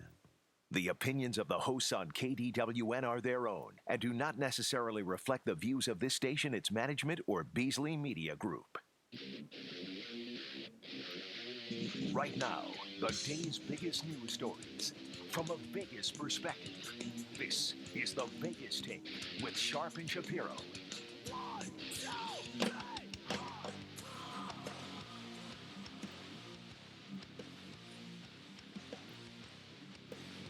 All right, welcome back. It is the Vegas Take, Sharp and Shapiro on a Wednesday, rolling out the red carpet for hour number 2. And a lot to get to, a lot to go over. I want to start with, this is straight from the White House, ladies and gentlemen. Straight from the White House. Apparently, the White House just put out a meme that says, thanks to the Trump administration, the United States has a coronavirus plan of action. Well, let me explain to you what one of those plans of actions are. As you know, Donald Trump put Mike Pence in charge of this coronavirus thing. Keep in mind, this is a guy who believes that creationism should be taught in public schools. Mike Pence believes that the government should pay for gay conversion therapy. In 2015, this is the governor of Indiana at the time, Pence allowed an HIV outbreak to spread, choosing prayer over a clean needle exchange. And as a result of Pence taking the time to pray on it, citizens of his state suffered and died. In addition to rejecting evolution, promoting gay conversion therapy, and allowing a deadly HIV epidemic to spread, by choosing prayer over science, Pence has also claimed that condoms are too modern and too liberal. This is a man back in 2000 who also believed that cigarettes did not kill people. This is the guy that Donald Trump puts in charge of the coronavirus. He is a complete buffoon. And what do we have now, ladies and gentlemen? I know this might shock many of you, but now we have a photo that we have posted on our Twitter page at the Vegas Take, which shows Mike Pence in prayer, praying during a meeting with the U.S. Coronavirus Task Force. As I like to call it, the Mike Pence jerk circle. Because apparently you can just pray the coronavirus away. So I'm really glad that the White House put this memo out there that says, thanks to the Trump administration, the United States has a coronavirus plan of action. Maybe their plan of action is to pray. Because it seems to have worked so well for Mike Pence. It seemed to work so well for him in Indiana, trying to pray away this HIV thing, and then an outbreak spread, and he literally killed people because of his ignorance. Ladies and gentlemen, let me be very clear on this, okay? If you want to be in your home 24 hours a day, and you want to get on your knees and pray, that's your business. If you want to go to church every day or synagogue or wherever it is you go to and believe whatever God you want to believe in, that's your business. I would never tell you what to do. That is your business. That is on your dime. That is your personal stuff. You want to spend $400 on hand sanitizer, that is your business. I wouldn't tell you what to do. But when it comes to the Vice President of the United States, when it comes to politicians and policy, and when you let your ignorance in praying take over, like what happened to Pence in 2015 when he was the governor in Indiana, I'm not comfortable with an idiot running this country in any way, shape, or form, or helping to run this country that believes in gay conversion therapy. This guy is a Bible-thumping buffoon. That is exactly what I would call him. Thinks condoms are liberal? What kind of idiot makes a statement like that? You would say Bible thumping, meaning that you think that he says things that he's a giant hypocrite and he does the exact opposite on a consistent basis. He's an enormous hypocrite. You think he pushes one thing, but does the exact same thing behind closed doors? He preaches that he's. Do you think he's actually a closet homosexual, despite the fact that he's very, very outspoken against homosexuality, and his wife works at a school where homosexuality is banned? Well, all I can say is this, based on my experience, not physical experience, but based on my experience in dealing with quote-unquote people, I will say this. Are you sure it's not physical? Okay, let me just finish my thought. I will say this. There are a lot of people out there, not all, but some people out there, some of the biggest Bible thumpers out there, some of the people that call them, the alt-right priests are some people that are the ones that commit the most sins. Those out there that are, homophobic, that talk about how the gay people are sinners, are usually the ones that are gay themselves but are not comfortable in their own skin. It wouldn't shock me if that was Mike Pence. I have no proof to back that up. But the proof that we do have, ladies and gentlemen, is that Mike Pence is an idiot. He has a very low IQ. He's dumb. This is the guy who will not even let his wife speak to another man unless he's in the room. What kind of moron does that? Well, unless you're insecure with yourself. That has nothing to do with being dumb. You could be that's Albert insecure. Einstein. You could be a total genius. That's insecure. That's all that comes down to being insecure. Here's what is dumb, though. And I'm going to repeat this again, and then we're going to take some phone calls on this. Okay, here's what is dumb. The Mike Pence jerk circle. Okay, there are people within this, within this situation that are trying to beat this coronavirus. There are people in this picture that don't even call themselves Christians. We're talking about the U.S. Coronavirus Task Force. And in this picture, he's sitting there with his head down praying with all these other people. Like I said, it's the Mike Pence jerk circle. Do you think that he forced them all to pray? I don't think. Do you think that he asked them, "Hey, we're gonna have a little bit of a prayer because I'm a very religious guy before we have this conversation"? Listen, and do you actually think that he pushed prayer on these people, or do you think that if a couple did not feel comfortable praying, that he said, "Okay"? Is it possible that that's not the entire task force? Here's what I think happened.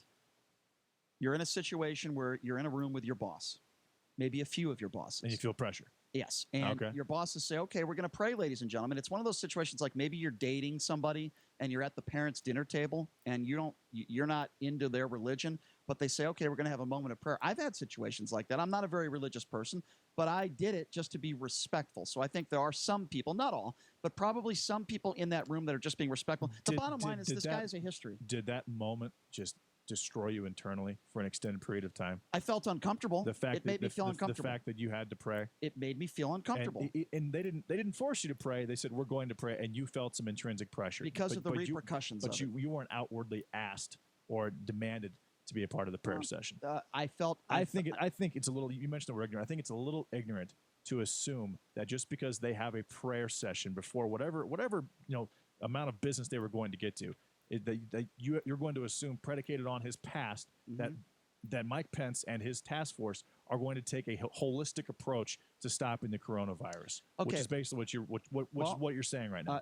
I think that's completely over the top. Okay, well, here's what I'm saying. Pretty ridiculous. No, it's not. Just to assume it's not ridiculous at all. So and here's you think why. that they're There's a history. Do you think they're going to pray this virus away? Okay, so let me answer. You think that a majority of what they're doing to stop this virus involves getting a group of people that you call the jerk circle and literally praying, and that's fine. And literally, you could use a different term. I'm glad you didn't. And literally praying. I don't know what you're talking about. To get this virus just out of the world. Okay, so let me answer your question, and we'll take some phone calls on that, and we will pose that question to our listeners. 702-257-5396. Again, that number is 257-5396. We are talking about what I like to call it the Mike Pence jerk circle, where he gets all these people that are in the U.S. Coronavirus Task Force to pray. There's a picture that we posted on our Twitter page. And the reason why I think it's completely inappropriate and I think it's absurd is because this guy has a history. Mike Pence has a history. That's right. The prayer man-in-chief, as I like to call him, or the vice president, he was the governor of Indiana.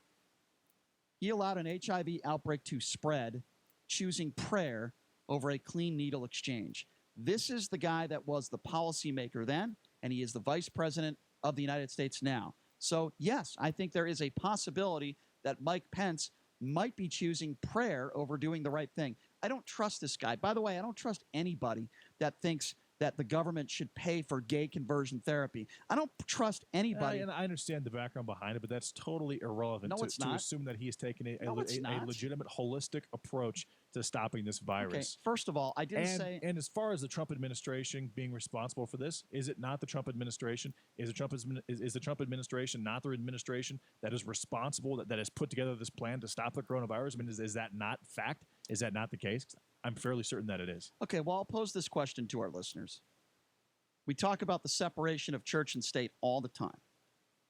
Are you okay with the Vice President of the United States, in this case, Mike Pence, who has a history of choosing prayer over actually doing the right thing because he thinks prayer is going to solve all the issues in this country? So I ask this question. Are you okay with the Vice President having a jerk circle with the U.S. Coronavirus Task Force, a picture we posted on our Twitter page? Are you comfortable with this man, the man of prayer, or the man of faith, as he likes to call himself, in this jerk circle, running this coronavirus situation? Are you okay with that? Let me give out the number. 702-257-5396. Again, that number, if you want to be a part of the conversation, is 702-257-5396. And my answer to my own question is no, I'm not okay with it. I'm not okay with any politician choosing prayer over doing the right thing. That is Mike Pence, and that is his history, ladies and gentlemen. That is exactly what he has done. So if there and was, I just gave you facts to back up my opinion. If there wasn't a picture of the quote-unquote jerk circle praying, would you have this same sentiment? Absolutely. So you would actually think... JD, you've been here this week, haven't you? Okay, yeah, but if this picture didn't surface, which is literally a picture of a group of people that happen to be praying, you don't know what they're praying about. You don't know why they're praying. Okay, you know let's that they are rewind. praying, but you're literally assuming, based on his history, that they are trying to stop the coronavirus in a totally holistic approach by praying. All right, well, let's see what the listeners think out there.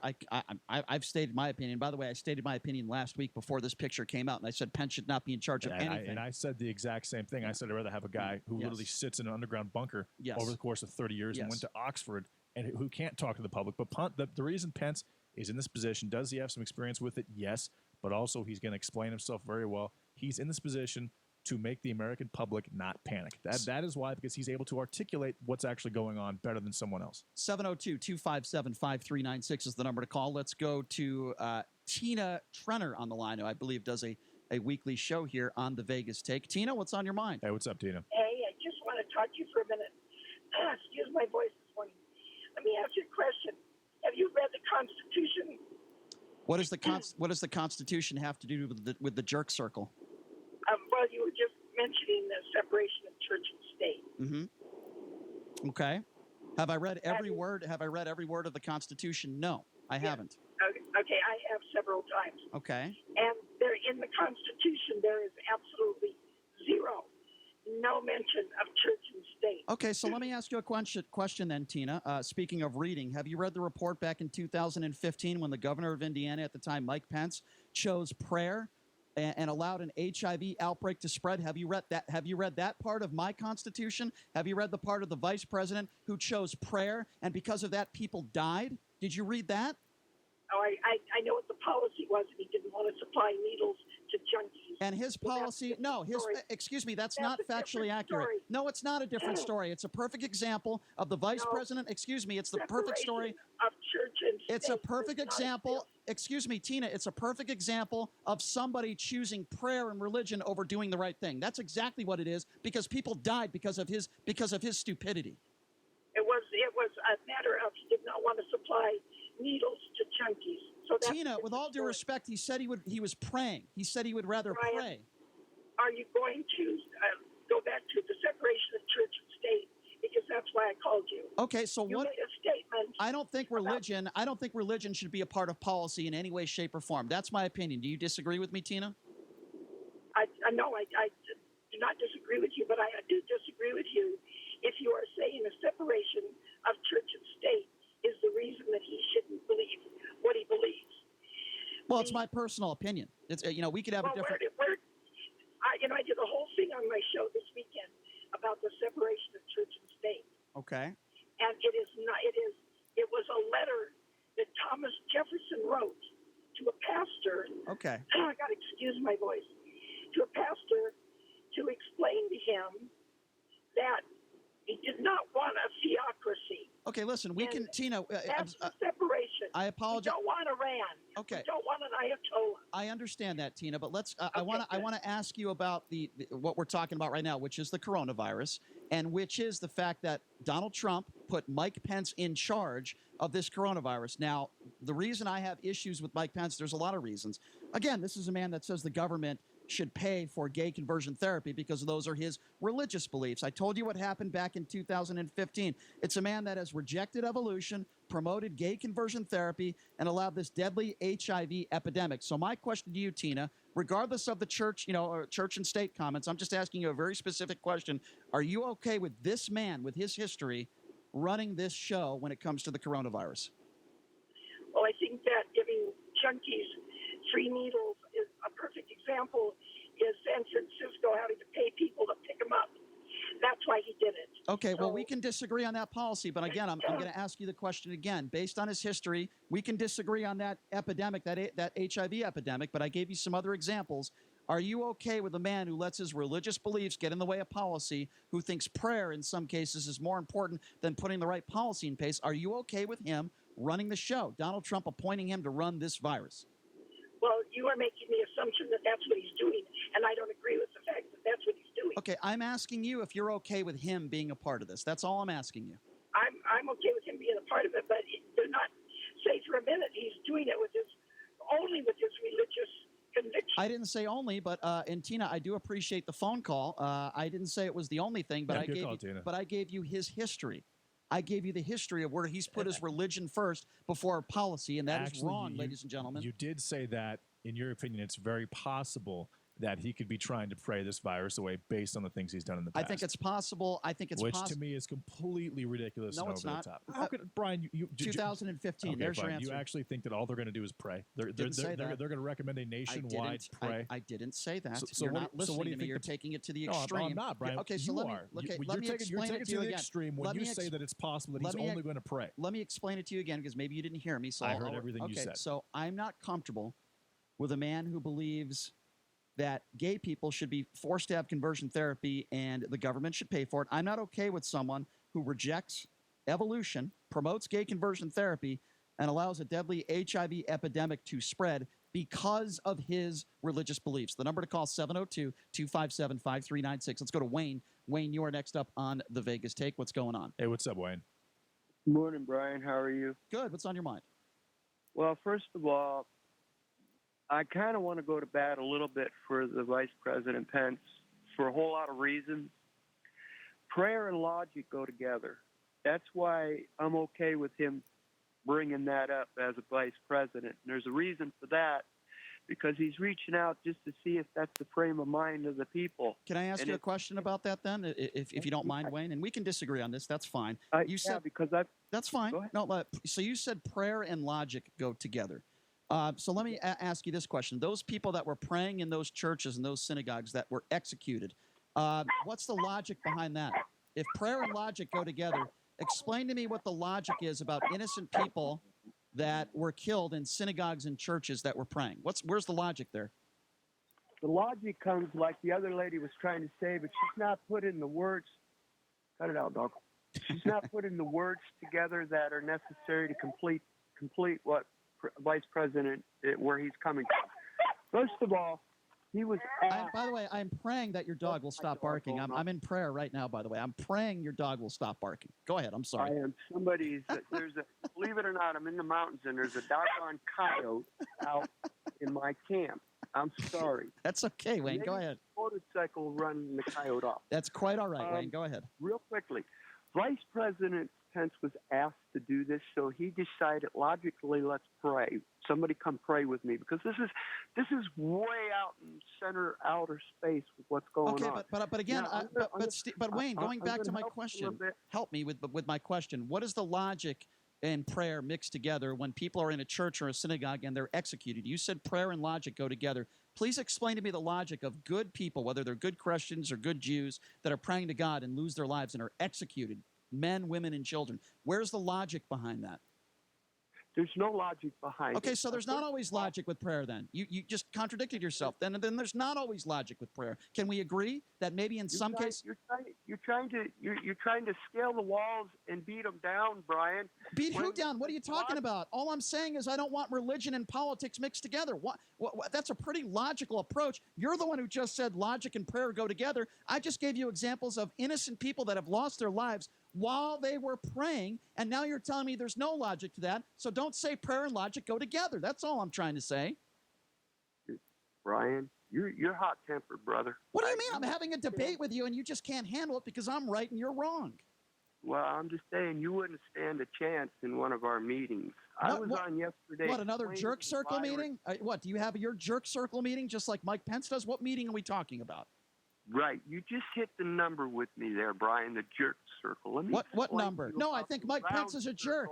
World leaders out of the White House. Yes. You know what he puts up with? I think Mike Pence is a jerk. Yes. China, the leader. Okay, what meeting are you okay, hold on a second. Let's rewind for a second. What meeting are you talking about that I wouldn't be included in your meeting? Have to deal with that, Brian. What meeting are you talking about, by the way? What makes you better than me? Why? Because you're an ultra-religious man and I'm not? You think you're better than me? I'm not an ultra-religious man, Brian. So what, wrong. So what meeting are you talking about? What meeting I have a few rights that you don't.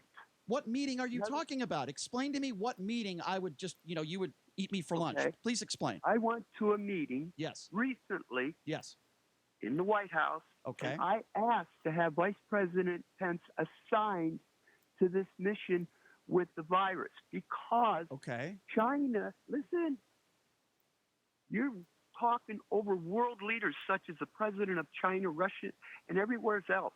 And if you go slamming and tearing down walls like that over some Christian mix-up where they couldn't help themselves, you think it's a Christian? Everybody wants to help. All right, listen, Wayne. I appreciate the call, Wayne. Thank you very much. I'm not sure what meeting you're referring to. It sounds to me like you had another jerk circle meeting like Mike Pence did in the White House. The point I'm trying to make is a very simple one, my friend. You can disagree with me, but it's very simple. I don't want religion mixed with politics. Mike Pence has a history of that. Mike Pence has a history of rejecting evolution. I've talked to you about how he's promoted gay conversion therapy, and he allowed a deadly HIV epidemic because of his religious beliefs. That is nonsense. It's ridiculous. We all should be opposed to it, regardless of what our religious beliefs are. There are some whack jobs out there. Kids have died because the parents have not allowed them to take medication because they tried to pray their diseases away. Those people are murderers. 702-257-5396. Let's go to Steve. Steve, you are next up on the Vegas Take. Hey, what's up, Steve? Steve, are you there? 702-257-5396 is the number to call. Let's go to Dave. Dave, you are next up on the Vegas Take. What's up? Hey, I just had a thought. You've always heard of the never Trumpers. I think you're a never Spencer. No, what's this guy's name again? Pence. Yeah, Spence. You're a never Spencer. Okay, first of all, let me just. Okay, well, I think you're a never not knowing what the vice president's last name is. By the way, it's not. It's not Spencer, sir. With all due respect, the vice president's last name is Jerk Circle. Okay, well, God, if my hair grew back. I wish mine would. Whenever I was shaved, I was smarter again. I wish mine would. Yeah. Hey guys, just gonna give you just teasing you on that. I just had a thing, there Dave, are never Trumpers. Oh, Dave, let me be clear. Everything. Dave, let me be very let me be very clear to you. It's not that I'm a never Pencer. I'm a never anybody that puts religion before policy. You understand? Yeah. That could be a lot. I don't care whether that's a Democrat or a Republican, and I do think more Republicans do that than Democrats. But if you put your religion before policy, Mike Pence did that in 2015, and guess what? People died because of that. I think that it's the responsibility of those. Keep your religious beliefs to yourself. Keep it in your home with your family. That's fine. I've got no problem with it. You can believe in the Wizard of Oz. I don't care. But don't let it affect policy. That's all I'm asking, Dave, and I think that's reasonable. Yeah, but I think he's just going to be the spokesman. There's going to be smarter people in the room. I hope so. He's going to be the spokesman. That's all. Well, we've heard from one of those smart people, Anthony Fauci, who's the head of the allergist and disease for the CDC.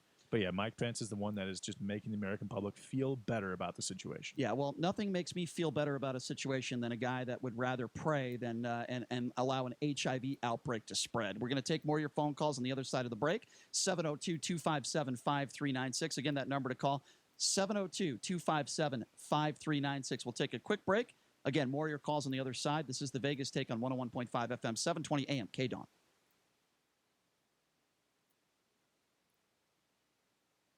Here is some great news. If you missed the deadline to sign up for health insurance, or if you sign up for a plan that you're just not happy with, you still have a choice. It's called MediShare. It's the affordable alternative to health insurance, and it's worked beautifully for 25 years. They have more than 400,000 members now around the country. MediShare is a Christian healthcare sharing ministry, and over the years, members have shared over $3 billion of each other's medical bills, so they could help share your needs too. And best of all, you could save a lot of money with MediShare. The typical savings for a family is about $500 a month. Your savings could be more or less, but think about what you could do with that extra money every month. You're not stuck with a high-cost health plan. You can join MediShare anytime, so call them today and check it out. Here's the number to find out more, and there's no pressure. They are super easy to talk to. Call 844-91-BIBLE. That's 844-91-BIBLE. 844-91-BIBLE. A fallout. Michael Bloomberg is planning to hold a news conference today after telling his staff that he is ending his presidential campaign and throwing his support behind Joe Biden. Correspondent Christina Alessi on what Bloomberg told staffers. 3 months ago, I entered the race to defeat Donald Trump. Today, I'm leaving for the same reason. Defeating Trump starts with uniting behind the candidate with the best shot to do that. It's clear that it is my friend and a great American, Joe Biden. So what about the campaign of Elizabeth Warren? Here's correspondent MJ Lee. At this point, it is very clear that she has some very big decisions to make, and we are expecting to hear more from the campaign on what those decisions might be. The post-Super Tuesday landscape clearly shows the Democratic race a match of Joe Biden versus Bernie Sanders. Biden's standing has been rising since his strong South Carolina victory and seems to have propelled late deciding voters to back him. I'm Mike Moss. It's time to check the roads. From the Letterman Road Traffic Studio. This report sponsored by Upwork. When you need in-demand talent on demand.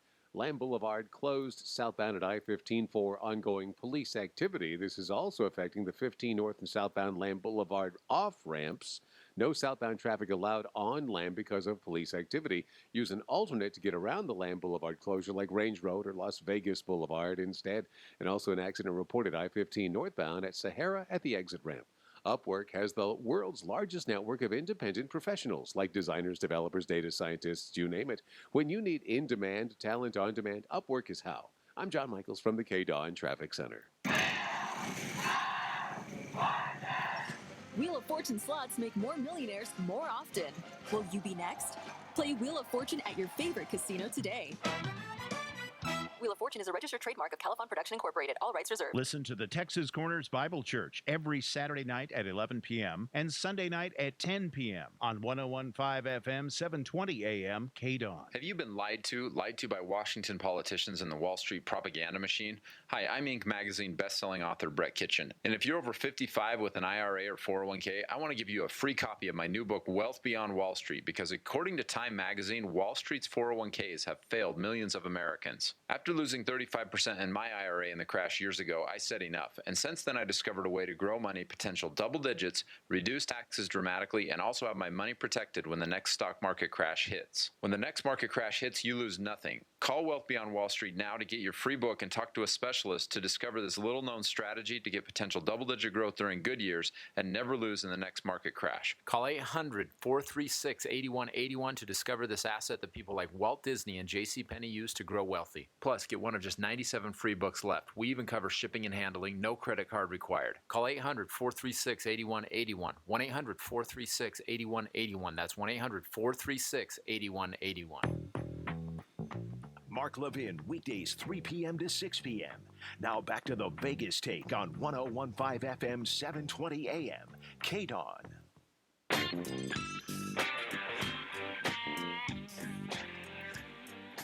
All right, welcome back. It is the Vegas Take, Sharp and Shapiro. Glad you could join us. By the way, coming up in hour number 3, a man who has contracted the coronavirus on a cruise ship, Carl Goldman, will be joining us, so you'll want to stay tuned for that. We had a chance to catch up with him, but we are taking phone calls in regards to what I like to call the Mike Pence jerk circle.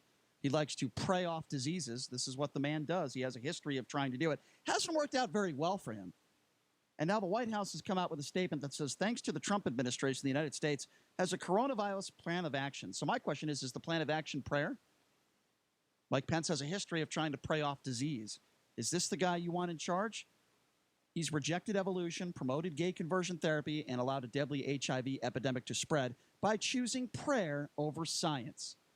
Number to call, 702-257-5396. Try to get to as many calls as we can. Let's start off with Ike. Ike, you are next up on the Vegas Take. What's going on? Hey, what's up, Ike? Yes, sir. Good morning. I'm going great topic, and I'm thinking I'm all about separation of church and state, and I don't think that he was actually trying to pray it away. But I mean, as far as him praying in the privacy of his home, that's the way to do it. He wasn't doing it in the privacy of his own home, though, Ike. He was doing it in the White House.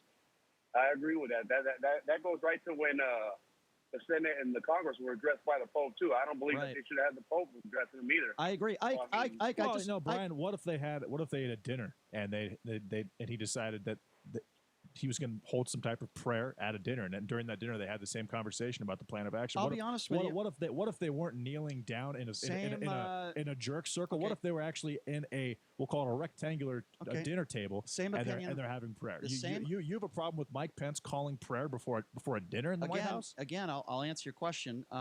Same situation I had when I was dating a woman, and I went to her parents' house, and they decided to pray, assuming that I have the same religious beliefs that they have. I think it's inappropriate. I think it makes people uncomfortable.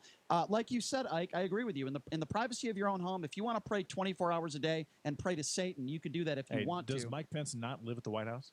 No, he does not. He does not. The vice president does not live in the White House. I agree with you, and I think we both agree on this. It shouldn't. Religion and politics shouldn't mesh. And Mike Pence is the poster child for religion interfering with politics, right?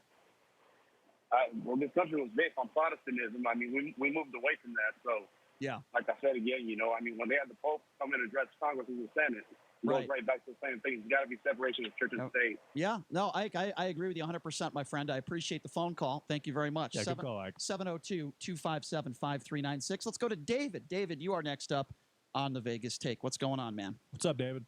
Hey, good morning, guys. Hey, so Brian, look, I agree with you, 98%.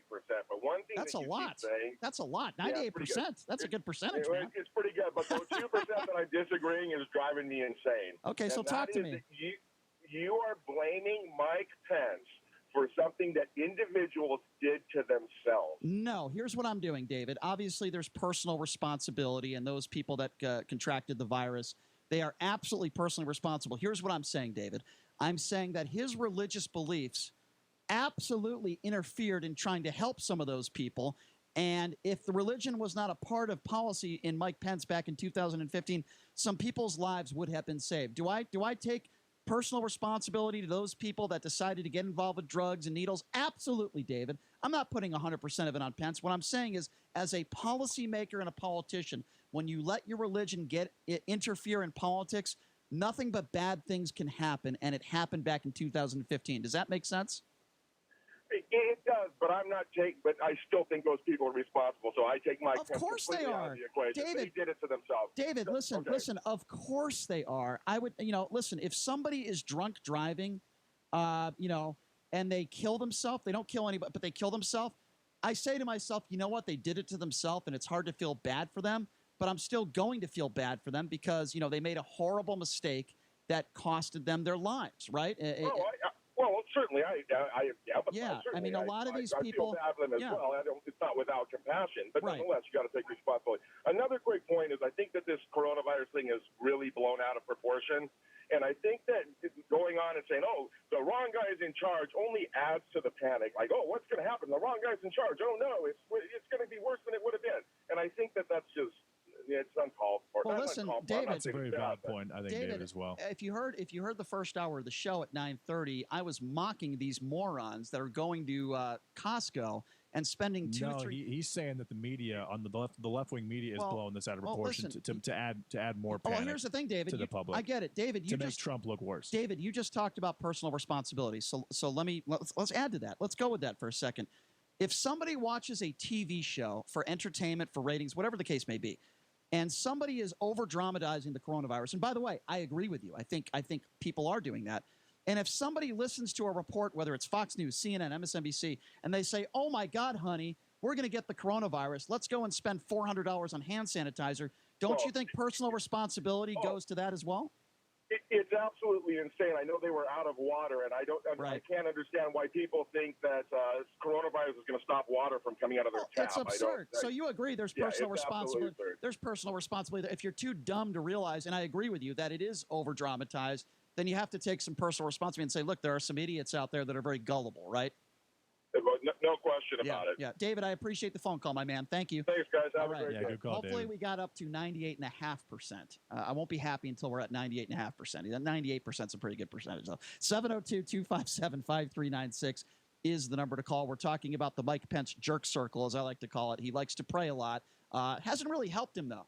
Hasn't really helped him with policy, has it? We talked about the HIV outbreak with these needles.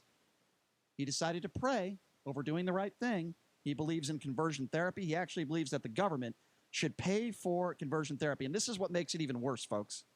Back in 2000, he said that he believed that cigarettes did not kill people.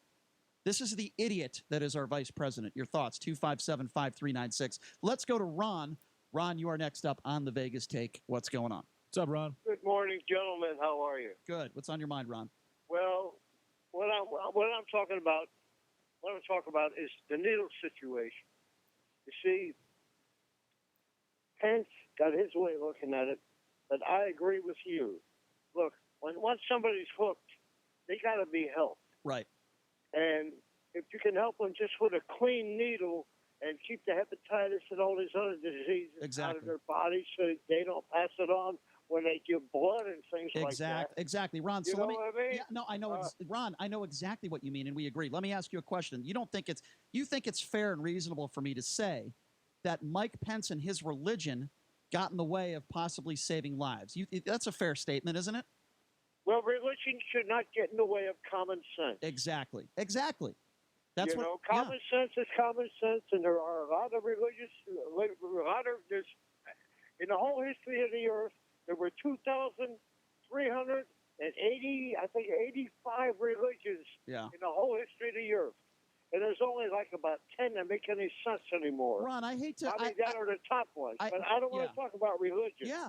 What I really am getting at is, look, if we're going to give free needles away to people that need it, why not the government give free marijuana away?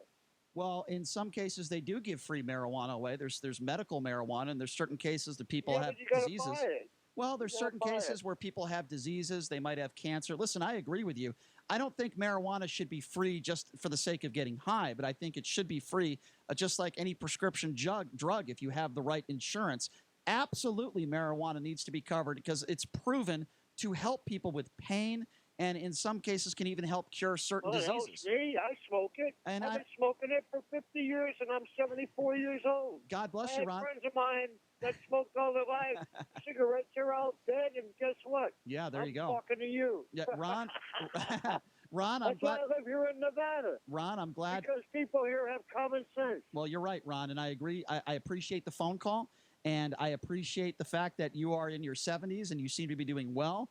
And I support you smoking marijuana as I would smoke anyone at the right age with the right health situation smoking marijuana. If it helps you, if it puts you in a better mood, what is the problem with it? When we look at alcohol and we look at how many people die from alcohol-related situations like DUIs, the government has no problem with alcohol, right?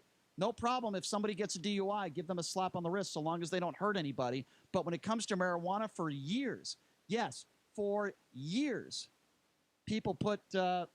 call these guys criminals. Some violent criminal? Really? Is it a violent criminal when you get caught with weed? It's absurd. 702-257. Good call, Ron. 702-257-5396 is the number to call. Let's go to Brady. Brady, you're next up on the Vegas Take. What's up, right on, guys. Brian, your Pence derangement syndrome has reached an all-time high. And you got to remember that it's one nation under God. And you got to get used to that. You better start reading the Bible instead of going to the public libraries and watching your drag queens. First of all, I don't go to public libraries. That's number one. Number two, let me tell you what my Bible says, Brady. We must have read a different book. Here's what my Bible said. My Bible said nobody who is a homosexual should be forced to go to conversion therapy. My Bible says you shouldn't look at somebody differently because of their sexuality. My Bible says if you have an opportunity to save lives and you're a politician, you shouldn't let your religion get in the way of it. You should try to save people's lives. My Bible does not believe in creationism. My Bible would never reject evolution. My Bible would not promote gay conversion therapy, and my Bible would not allow a deadly HIV epidemic to spread. Brady, that's what my Bible says. I guess your Bible says something different. Are you an atheist, Brian? No, I am not, but my Bible says something different than your Bible. What kind of Bible are you reading, brother? Because you better get something different. So you're okay. And your Bible. So let me be clear. Let me be clear on this one. Your Bible says you think gay people should be. My Bible. Let me finish my question. My Bible. Your Bible says that gay people should be forced to go to conversion therapy. Are you okay with that? I don't care about that. I just asked you a question. In the White House, what is the problem? Well, you idiot. Okay, so do you want to have a conversation, or do you just want to do what you normally do and call into the show and just make yourself sound like you have a 20 IQ? Which one was it going to be, Brady? You tell me. Because if you want to have a conversation about religion and you want to have a conversation, I just asked you a specific question, and once again you dodged it, so I will ask it again. Are you okay with a man as the Vice President of the United States, as a policymaker, still feeling that the government should pay for gay people to have conversion therapy? Are you okay with that? Yes or no? Yeah, because they pay for when they get their when they chop everything off in the Army. They pay for all the parts that they take on and off. First of all, not every homosexual is in the Army, so your answer makes little to no sense. About the transvestites that you excuse me. First of all, I love everybody. I don't care whether you're a transvestite. Well, you're a transvestite. You're probably a closet transvestite. All right, Brady. All right, Brady. Have a nice day. Have a nice day. Obviously, this guy, I tried to give him an opportunity to have a respectful conversation. I tried to give somebody with a very low IQ to have a conversation. I gave him multiple opportunities, and what a shocker that Brady was not capable of having a conversation for no longer than 10 seconds without saying ridiculous, homophobic things. And it does not shock me that he is way on the right. That does not shock me at all. 702. Good call, Brady. 702. There's nothing good about that call. 257-5396 is the number to call. Let's go to Larry. Larry, you are next up on the Vegas Take. What's up, Larry? Larry, are you there? Larry, go ahead. You're on. Okay, I guess Larry wasn't ready. 702, put him back on hold. 702-257-5396 is the number to call again. We're talking about the jerk circle, which is Mike Pence. He decided, we put the picture up on our Twitter page, by the way. He's praying during a meeting with the U.S. Coronavirus Task Force. And again, this is a man who has a history of putting prayer before policy. Let's go to Lauren. But that does not mean that he's doing it in this case. And just because he is praying with a group of men or women who happen to be part of his coronavirus task force does not mean that he is choosing a holistic approach to stopping the coronavirus on a national level. Okay, let's see what the callers think. Let's go to Lauren. Lauren, you're next up on the Vegas Take. What's going on? What's up, Lauren? Hi. Yeah, speaking from a personal experience, I have a child back in the 90s, or actually in the 80s, that was born with AIDS that I adopted. Mm-hmm. And we got her on protocol at the National Institute of Health. Yes. And I recall my wife was back there with her at the time, and she had gone septic. She'd gone code blue. They didn't expect her to survive. And I remember telling my wife, well, there's really nothing I can do other than pray. Mm-hmm. I don't belong to any religion, but I do believe in God. And I did pray. And within my daughter didn't die. Mm-hmm. Within a 24-hour period, I was back in Bethesda, Maryland at NIH, and my daughter was up jumping around on the bed like nothing had ever happened. Well, Lauren, let me just start off by saying this, and this is the obvious. I am so glad and happy to hear that your daughter got through this and is okay now. We're all happy to hear that, regardless of our disagreements on religion. If prayer helped get you through something and there was nothing else that could have been done, then I have absolutely no problem with that. I have no problem with that at all, Lauren. But you have to understand what I'm saying. This is a different circumstance you were in. You're not a politician. You weren't making policy. And listen, I'll be perfectly honest with you. You know, my family was in a very serious car accident when I was 12 years old. I recall you telling me. Yeah, both my parents had about a 20% chance to live. And there were people that were praying, and there were times where I was sitting there. I'm not a doctor, right? I had no, what's the word I'm looking for? I had no, I guess I'm struggling for the right word, but I had no control over my parents, as far as the doctors and the medical stuff. But I prayed, and there's nothing wrong with that, Lauren. So we have that in common. And like I said, I'm glad your daughter made it through. The only point, yeah, go ahead, Lauren. The other thing I'd like to point out is the way that our government is set up. There's always figureheads. It's just like President Obama put Biden over to find a cure for cancer. And the actual people that actually run the thing, like Fauci. I've met Fauci. Yes. And he was there when my daughter was there. Sure. And our system is set up where we have figureheads. I agree, but here's my problem, Lauren, and my friend, I got to get to some of the other calls. Let me say again, I'm really glad that your daughter made it through. I'm really happy to hear that, and I appreciate the call. It wasn't just Mike Pence that was praying. It wasn't just the figurehead in this jerk circle. It was a bunch of people from this U.S. coronavirus task force. Let's take some more phone calls. Let's go to Zach. Thanks for the call, Lauren. Zach, you're next up on the Vegas Take. What's going on? What's up, Zach? Yeah, well, coming from a family who is Christian, and I'm an atheist, when I go over to their house, they pray before they eat. I don't have a problem with it. That's in the home. No. I didn't say I had a problem with it, Zach. You went to a girlfriend's house, right? Yes, and correct. They prayed, correct. And it bothered you, but they were in their house. Here's the thing. It made me a little uncomfortable. Okay, here's the difference, though, Zach. If you felt uncomfortable, that's because you have a thin skin. No, Zach, you're misinterpreting what I'm saying, okay? I don't have a problem with anybody doing anything they want to in their own home. The reason why I said it made me feel a little uncomfortable, I'm not really a big prayer guy, but I'm not attacking the parents or the family. They have a right to do that in their own home. I didn't make any negative comments about them. I'm making negative comments about people like Mike Pence who put their religion before policy. Do you see the difference? Who have put their religion toward policy in the past, but in this case, you're assuming that they're doing it again. You have no idea, Brian. Going by his history. Again, if Mike Pence was at a dinner table with that same task force and held and a picture was taken and held prayer, would you think the exact same thing, or are you more concerned because this isn't about that? It was the image was more graphic. They're bending down. Their heads are on the ground. They're in a circle. The jerk circle, as you call it. But that's what it is. It's not. Mike Pence is a jerk. But that's fine. But if it was a dinner table, would you feel the exact same way? Completely different circumstance. I know it's not. Completely different. Hold on a second. How is that? You're telling me Brian, that. How is that a different circumstance? You're telling me it's not a different circumstance. Can I answer? In one case, they're on the floor. In the other case, they're at the dinner table. In both cases, they are simply praying before they're doing whatever business, whatever plan they're planning to put together. And you're literally assuming that because they're on the floor or at the dinner table, that just because of his past,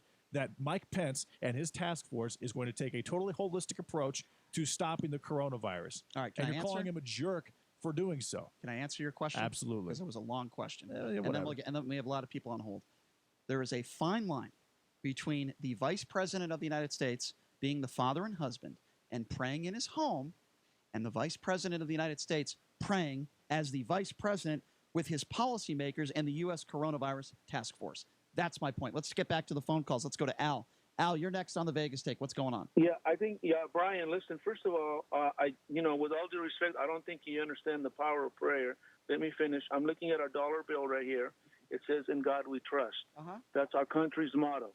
Okay, now, let me tell you, Christians believe that God created science. And when you do the power of prayer where's the evidence of that? Where's the evidence that God created science?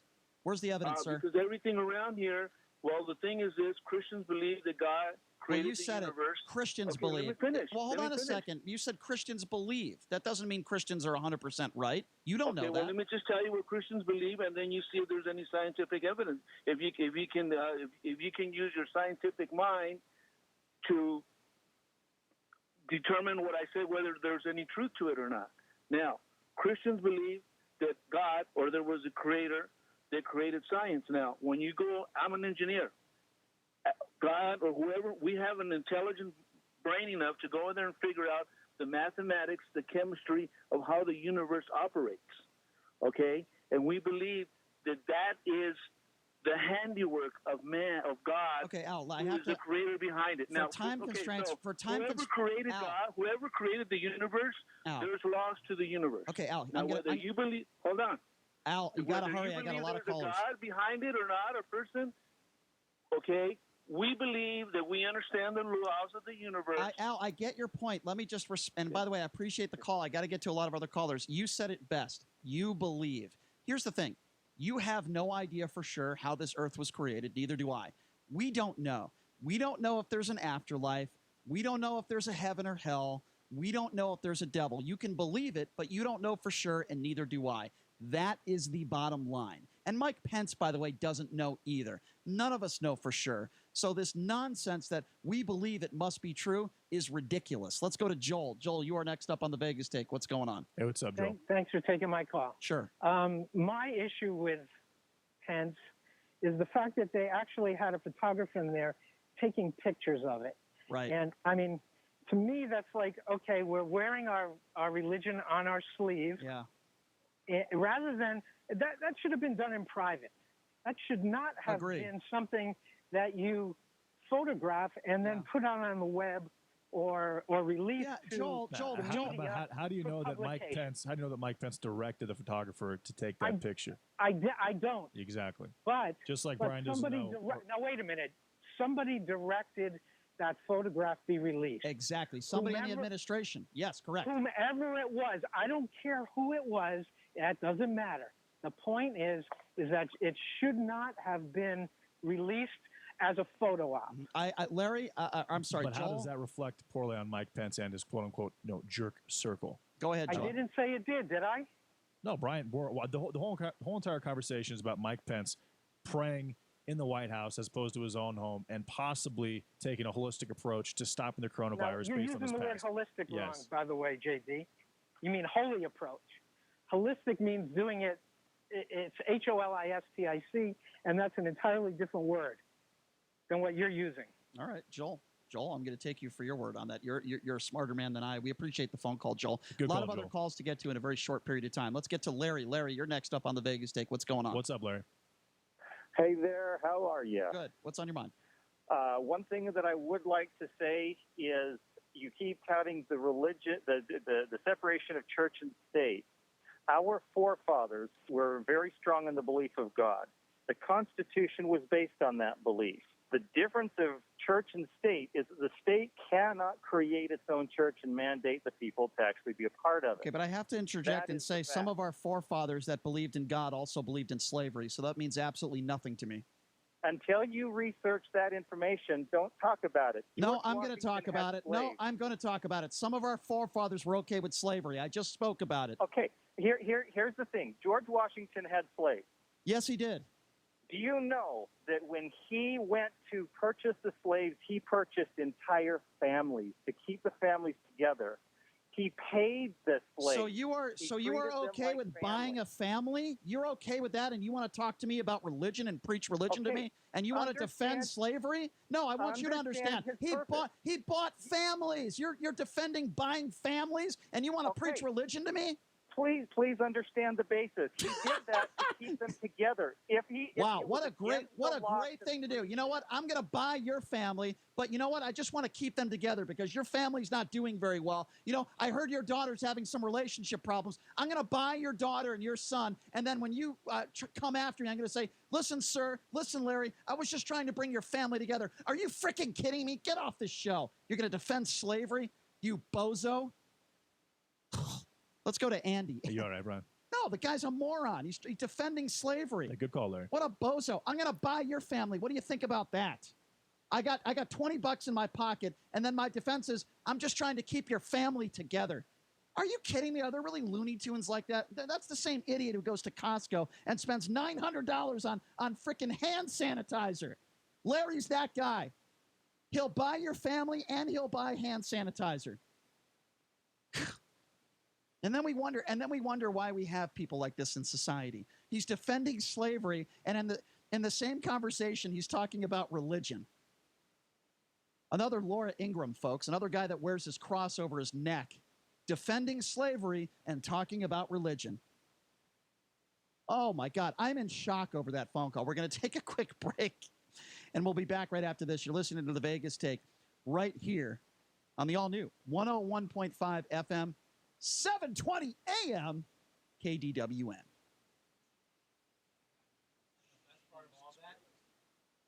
If your retirement plan is on set it and forget it, it's time to take control.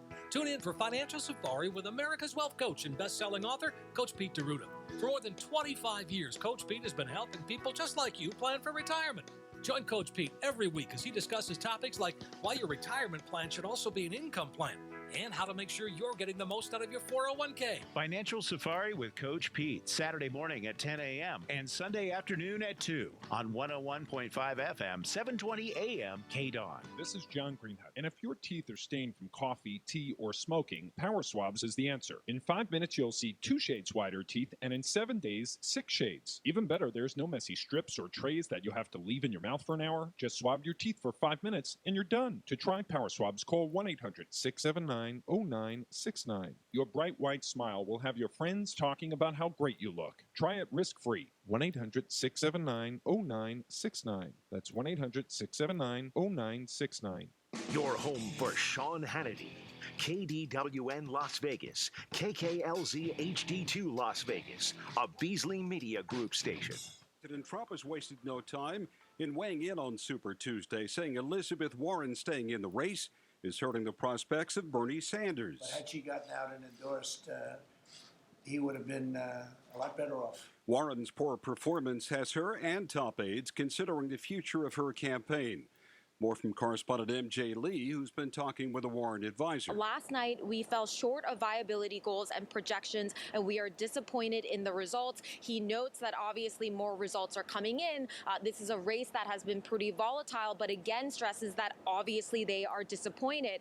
He also goes on to say that Elizabeth Warren is going to take time right now to think through the right way to continue this fight. The Biden campaign calls his success the greatest comeback in American political history, and the Associated Press says Biden has just been declared the winner of the Maine primary. I'm Mike Moss. A bill to provide emergency funding to fight the coronavirus seems to be advancing in Congress. Correspondent Manu Raju says a vote could come today. Congress will greenlight billions to deal with this as concerns are growing in the United States about the response and concerns that local governments don't have enough money to deal with this and need to be reimbursed by the federal government. So expect swift approval by the House and the Senate afterwards and the president to sign it into law. Vice President Mike Pence is urging calm. According to all of our experts, the risk to the average American of contracting the coronavirus remains low. Pence will fly to Washington State tomorrow, where 9 Americans have died from the coronavirus. Los Angeles today declared a state of emergency after the diagnosis of a 6th case. New York Governor Cuomo says the wife, 2 kids, and a neighbor of a New York lawyer who's in the hospital in critical condition with the virus have also tested positive for it. The Dow up 827. I'm Mike Moss. It's time to check the roads. From the Lerner and Rowe Traffic Studio. This report sponsored by Sam and Ash. A crash to watch for on the Western Beltway southbound at Tropicana. Vehicles off right. And I-15 northbound at Lamb Boulevard. The off-ramp closed. And Lamb Boulevard southbound closed at I-15. This is for police activity in the area. Also an accident on Durango northbound at the 215 Southern Beltway. After an accident, the insurance company won't have your back. You need personal injury attorneys Sam and Ash because you deserve what's right. Visit them at samandash.com or call 702-820-1234. John Michaels from the KDAWN Traffic Center. Get the rest you deserve with Helix Sleep. Helix makes personalized mattresses to fit your unique body type and sleep preferences and give you the best sleep of your life. Go to helixsleep.com and get up to $200 off mattress orders.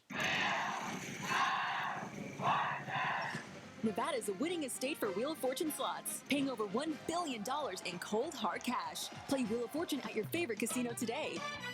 Wheel of Fortune is a registered trademark of Califon Production Incorporated. All rights reserved. This is John Greenhut, and if your teeth are stained from coffee, tea, or smoking, Power Swabs is the answer. In 5 minutes, you'll see 2 shades whiter teeth, and in 7 days, 6 shades. Even better, there's no messy strips or trays that you'll have to leave in your mouth for an hour. Just swab your teeth for 5 minutes, and you're done. To try Power Swabs, call 1-800-679-0969. Your bright white smile will have your friends talking about how great you look. Try it risk-free. 1-800-679-0969. That's 1-800-679-0969. Sunday nights, it's Steve Sanchez. Wake the heck up. Live from the undisclosed bunker studios with a Constitution in one hand and a Bible in the other. Sundays from 7 to 10 p.m. on News Talk 720 KDWN. President Trump has been exonerated, and now there's something every real American ought to have. Limited edition Trump 2020 American Eagle Silver Dollars. Celebrate Trump's historic victory with limited edition American Silver Eagles, specially priced from government.com. Just call 1-800-895-7664. Hold the weight of democracy in your hand with new, perfect, uncirculated condition Silver Eagle coins. These historic coins, signed into law by Reagan, have been America's money since 1986. To secure your new limited edition Trump 2020 American Eagle Silver Dollar coins, call 1-800-895-7664. Call now and we'll give you a free Trump 2020 Patriots Pack, including a Declaration of Independence commemorative and 5 Lincoln cents when you order. Call now to secure your silver dollar coins. Plus, get your free Trump 2020 Patriots Pack, valued at over $10, free with every order. 1-800-895-7664. That's 1-800-895-7664. Mark Levin, weekdays 3 p.m. to 6 p.m. Now back to the Vegas Take on 101.5 FM, 720 AM, KDON. The opinions of the hosts on KDWN are their own and do not necessarily reflect the views of this station, its management, or Beasley Media Group. Right now, the day's biggest news stories from a Vegas perspective. This is the Vegas Take with Sharp and Shapiro. 1, 2, 3.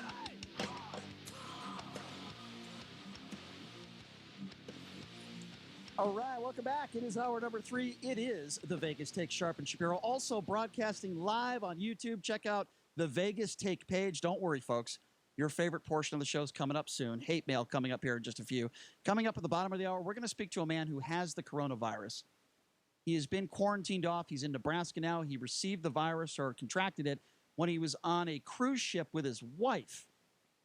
It's a scary situation. Carl Goldman will be joining us coming up at the bottom of the hour. The Diamond Princess cruise ship. I also wanted Joel, you called in and said I was using the word holistic wrong. You are incorrect. Holistic means it's the same thing as thinking, is assuming that thinking good thoughts is going to make you better, is going to make you feel better. It's an intimate approach to, it's a psychological approach to healing yourself. So that's what holistic means, which is the exact definition of what prayer is. Did you look that up, by the way? No, I just know. So if I said that Chris Wynn is going to start winning at gambling, would I be being holistic? Would that be holistic? Well, you'd be, It'd be not true. It would be totally false. Yeah, I mean, it would be an exercise in futility because that's just not going to happen. Well, I agree. Although he could, if he wanted to, he actually could.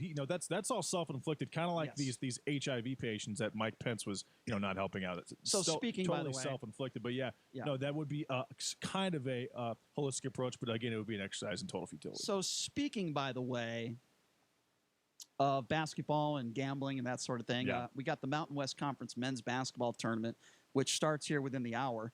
We have 3 games today, and then, of course, UNLV in the quarterfinal game against Boise State tomorrow. I wanted to talk a little bit about this game because it's obviously the most important game of the season for UNLV. In my personal opinion, TJ Otzelberger and the coaching staff have done a very good job this year. I haven't said that about a coaching staff since the Lon Kruger days. I've been very clear on that, and I think TJ's done a very good job. We love Kevin Kruger, friend of the show, and the team has played good basketball, and I think they're peaking right now. I think they're playing their best basketball of the year, and that's what you want in March as a coach. This is the first coach we have had in a decade where you can honestly say that they have gotten much better from the start to the end of the year. That's what a good basketball coach does, ladies and gentlemen. Dave Rice didn't do it. Marvin Menzies didn't do it. That's what a coach does. Yeah. T.J. Altsberger is an actual coach. But with that, yes, I agree. The second that he sat down those starters when they weren't performing, accountability. That was so big because it said that you're not bigger than the program. No question. I'm still the basketball coach. I'm still the man in charge, and you're going to follow my lead no matter what. No question. And Marvin Menzies would have not done that. Well, we know that. That's Absolutely a very low bar. But moving on to this game tomorrow, if they lose, if they win scenario. And by the way, I've gone back and forth on this game. I said the other day that I thought they were going to lose. I've changed my mind on it. I'm going to be honest with you. I don't know. But here's what I will tell you.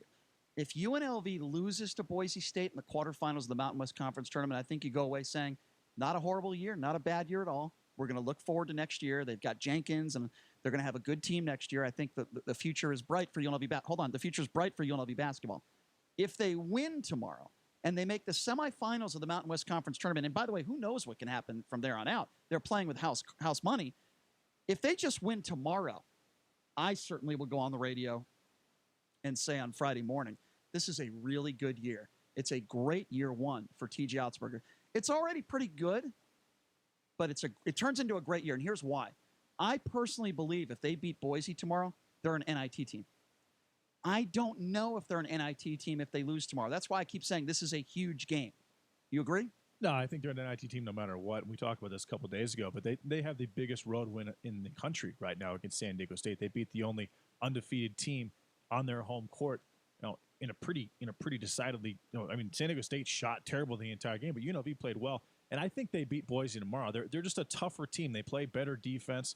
They have the personnel to make it work. It's a home game for them, considering the fact that it's a conference game and a home game. It's Altsberger's first year. He wants this game. I'm not a huge fan of Leon Rice as a coach. I think Derek Olsen, their best player, isn't very strong. I just think UNLV is a tougher, more disciplined team. They don't have the depth that Boise State does. But now it's possible they could lose if Justinian Jessup gets hot, but I don't think he's going to. I think Bryce Hamilton has a big game, and they win the game. And next year, with what they bring back with Amari Hardy and Bryce Hamilton and David Jenkins, Jong. They have 8 recruits coming in as well, some of which are high 3-star, low 4-star guys. I think they have a chance to be a top 25 preseason team as well with what they bring back. If they beat Boise State and they have a good showing at San Diego State or Utah State in the semi, I'm telling you, Brian, they bring back a lot. I disagree with you. I don't think they're going to be a preseason top 25. I'm saying there's a chance, more likely probably a top 35, top 40, but there is a chance they're a top 25 team if they keep their entire nucleus. Why not? Here's why. I think Bryce Hamilton is the best player in the Mountain West coming back next year. Let me tell you why not. I didn't say they weren't going to be good next year. I didn't say they weren't going to compete for the title next year, but top 25 is different. Here's why I disagree with you. First of all, this year, I say it's a good year for T.J. Altsberger. The year's not over yet. They overachieved a little bit, but keep in mind, this is an atrocious conference. You've got San Diego State that is obviously very good. They're a top 10 team in the country. No, Brian, they're a top 5 team in the country. Fair enough. Top 5. I would say right now they're not playing as the top 5 team. If the conference was so atrocious, then why are they top 5? Why aren't they top 15? You didn't let me finish my explanation. I stopped with San Diego State. Also, Utah State, they're playing good basketball now. They're a good team. You could make the argument they're right on the border of the NCAA tournament. I would disagree. I don't think they're an NCAA tournament team. The problem is there's not a lot of big wins in this conference. The RPI is not very good in this conference. There's a lot of bad basketball teams. And then when you look at some of the teams that are playing today, they're atrocious. San Jose State shouldn't even be a D1 college basketball team. You've got Air Force. That coach is on his way out, I've heard, after this game, which I think they're going to lose today against Fresno. Hudson is a good coach at Fresno State, but he has no talent. That team is awful. Okay, and then you look at Colorado State, really disappointing the second half of the season. They overachieved a little bit. They have no big wins on their schedule. And then you look at some of these other teams. New Mexico, another disappointing team. That coach I thought was going to do a much better job this year than he has. Steve Alford has done a nice job, but Nevada's not a top 25 team. They're not an NCAA tournament team. Alford's done a good job. So you look at this entire conference in totality, and you say to yourself, besides San Diego State and Utah State as a border NCAA tournament team, who else is really good in this conference? I would say nobody this year. Yes, UNLV is playing their best basketball of the year. Yes, you can make the argument there are several other teams that are top 100 teams in the country. This is not a good conference. That is my issue. Nobody expected San Diego State to be this good this year. The reason why is because their out-of-conference schedule, they beat up on teams. They beat up on teams in their out-of-conference schedule. They played quality opponents, and they destroyed them. That is why they got noticed. It has nothing to do with in-conference play. UNLV beat nobody out of conference. And, Brian, I mean nobody. They beat Creighton. They beat Iowa. Yes. Both here in Good Vegas. Teams. Good basketball teams. I totally agree. Yeah. Who else did they beat outside of those two teams? Those were the two teams that I looked at on the schedule because they beat them handily. And I said to myself, this is a team that is now going to be nationally recognized. And then when you look at some of the other teams that they've played and you look at conference play, how they just destroyed teams on the road, that is why they're at where they're at. Well, right now. yeah, but it didn't come. The national recognition didn't come after beating Iowa and Creighton. It came after they were, 15-0, 20-0, 23-0, when they were not losing games. And yes, they were destroying teams on the road. San Diego State is a top 5. I think they're possibly a top 3 team in the country if they can get Nathan Mensah back if he's healthy for March. Right now, that's apparently not going to be the case. But I think UNLV really has a chance to be a top 25 preseason team with everything that they bring back next year and what everybody else loses. And that's just not just in the Mountain West, but across the country. Well, listen. I will say this. David Jenkins was the top transfer. Yep. I'm the number 2 transfer in the country. I will say this in closing. What we do know for sure, it's going to be a fun couple days of college basketball. But actually, not a couple days. The next month, especially right here in Las Vegas. We have the Mountain West Conference Tournament we're heading to after the show today. We have the West Coast Conference Tournament, which starts on Thursday, which features another top 10 team in Gonzaga. You got BYU, that is a top 25 team in the country. You can make the argument this is the best BYU team since the Jimmer Fredette days. And you also have a pretty good St. Mary's team. They're not a pushover. Randy Bennett, great coach. You got a lot of teams in the West Coast Conference that are much improved, including a team like Pacific, who is a force to be reckoned with. So a lot of fun at the Orleans Arena starting on Thursday and today at the Thomas and Mack Center. So here's what we're going to do. We're going to take a quick break, JD, and when we come back, it is turning into, well, not my favorite segment. Maybe it's your favorite segment, but it is hate mail time. And then coming up at the bottom of the hour, we'll be speaking with Carl Goldman, a man who has contracted the coronavirus, the hell that he's had to go through. We'll hear from him coming up at the bottom of the hour. But coming up next, it's hate mail time with producer Jason Stein. Take a quick break. Be back right after this. You're listening to The Vegas Take right here on the all-new 101.5 FM 720 AM KDAWN.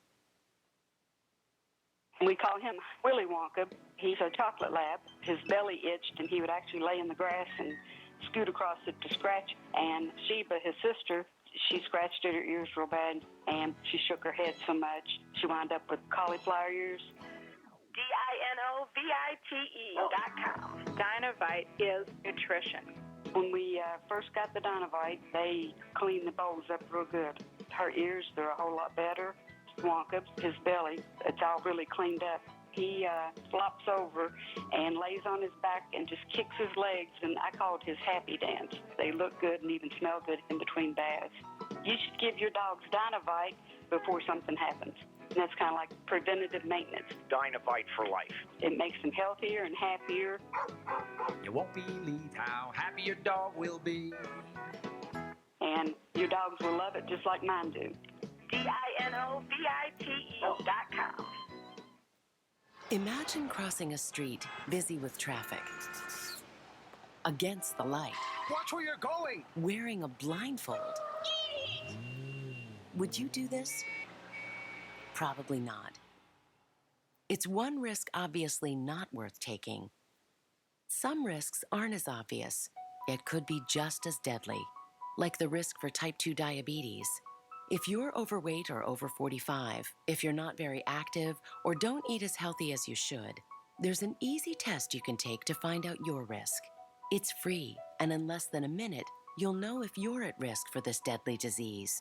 Just go to diabetes.org/take-the-test or call 1-800-DIABETES. Because type 2 diabetes is one risk you can't afford to take. Take the diabetes risk test and stop diabetes before it stops you. A message from the American Diabetes Association. When a counselor asked how much my husband drinks, I said, not that much. I don't know why I said that. He always drank too much. But I guess I'm so used to keeping it a secret that I didn't tell the truth to myself or anyone else. My husband has drinks with friends after work.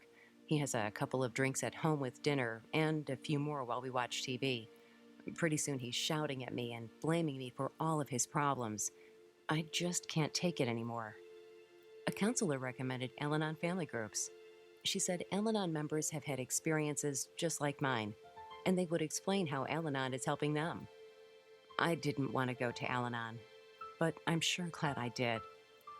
Is someone's drinking breaking your heart? You might be surprised at what you can learn at an Al-Anon family group from people just like you. Call 1-888-4-AL-ANON or go to alanon.org. Mark Levin, weekdays 3 p.m. to 6 p.m. Now back to the Vegas Take on 101.5 FM, 720 a.m. KDON.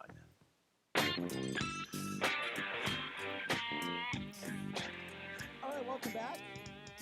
The Vegas Take, Sharp and Shapiro, coming up here at the bottom of the hour. Speak to a man who has contracted the coronavirus. He's an American. His name is Carl Goldman. He is coming up here in just a few minutes.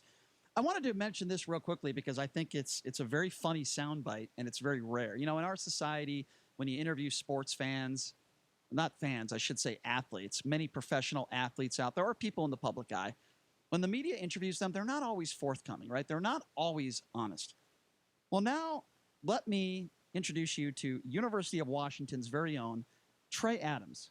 He was at an NFL Combine, and I don't think you'll find a more honest athlete than this guy. Have a listen to this question and answer from Trey Adams. If you can change anything about yourself, what would it be? Shit. Maybe bigger dick. So if you had trouble hearing that audio, it was a guy in the media asking if there's anything you could change about yourself differently, what would it be? And he says a bigger penis. I'm telling you, I mean, wouldn't we all want that? Well, he swears first, and then he says it. Wouldn't we? And he doesn't use the word penis.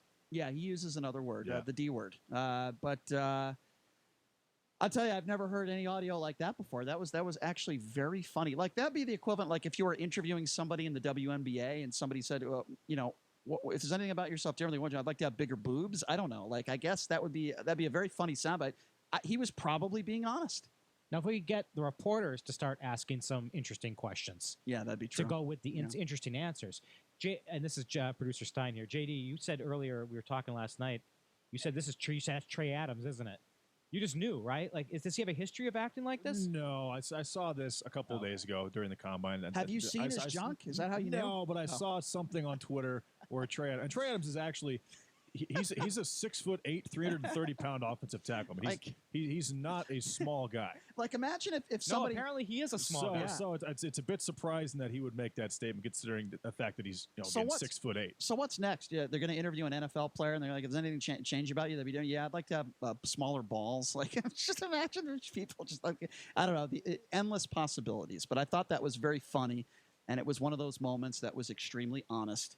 And maybe perhaps a little bit inappropriate. He probably would have even been more inappropriate if it was a female that asked him the question. That could have been bad. Right. That could have been very, very bad. I think he's lucky that a man asked him that question. Perhaps a little bit immature, but funny. So we applaud Trey Adams. I wonder if that'll hurt his dating life. Sarcastic. I think he was just kind of like, "What kind of question is this? I'm going to answer it ridiculously." Yeah, so it was a ridiculous question. Yeah, It was, that's so like, what? Are you a genie? What's going on here? I don't know. Are you granting me 3 wishes that I can change my life? Well, maybe a genie could rub him, and maybe he'll get larger. All right, Stein, let's get to the actual hate mail of the day, my friend. It's becoming one of our favorite segments. We have a little hate mail, like a sounder to transition. Doo-doo-doo. Do we have that? I don't know. Wouldn't it be good to like? Should we have that? Yeah, we should. Okay. You've got mail. Well, that's cheesy. You've got mail. I actually really like that a lot. That's really outdated. One of my favorite movies. Okay. Well, you can figure that out. You're the producer. Got mail. You've got comments alongside of your YouTube page. You've got. I encourage everybody to go to our YouTube page and subscribe. Leave a comment. And if you get it in time, I will read it on the air. And the nastier, the better. The more it makes fun of Brian, the better. So those are 2 prerequisites. Yeah, absolutely. So for today's installment, and normally we do this at the end of the show, but we're doing it today at this time. So here we go. One of our viewers writes, "What's the over/under on Brian saying something negative about Trump in the first 2 minutes of the show? LOL." Well, he was wrong because I just said you just lost the under because in the entire first segment I didn't even mention Donald Trump. Because why? Because we were talking about bingo. Exactly. We were talking about playing bingo with the Sharps. And usually Brian likes to tease the entire show, so he spends about 2 minutes doing that. So usually that bet would make more sense if it was 5 minutes, in which case I would say minus 180 Well, every day. You would have lost the bet. Well, anyway, one person did have an issue with us talking about bingo, and we went to Red Rock and played with the Sharps last night. boy. Well, we spent a what whole did- 5 to 7 minutes talking about bingo. Please tell me what Eleanor had to say. This listener writes, I didn't come here to listen to bingo stories.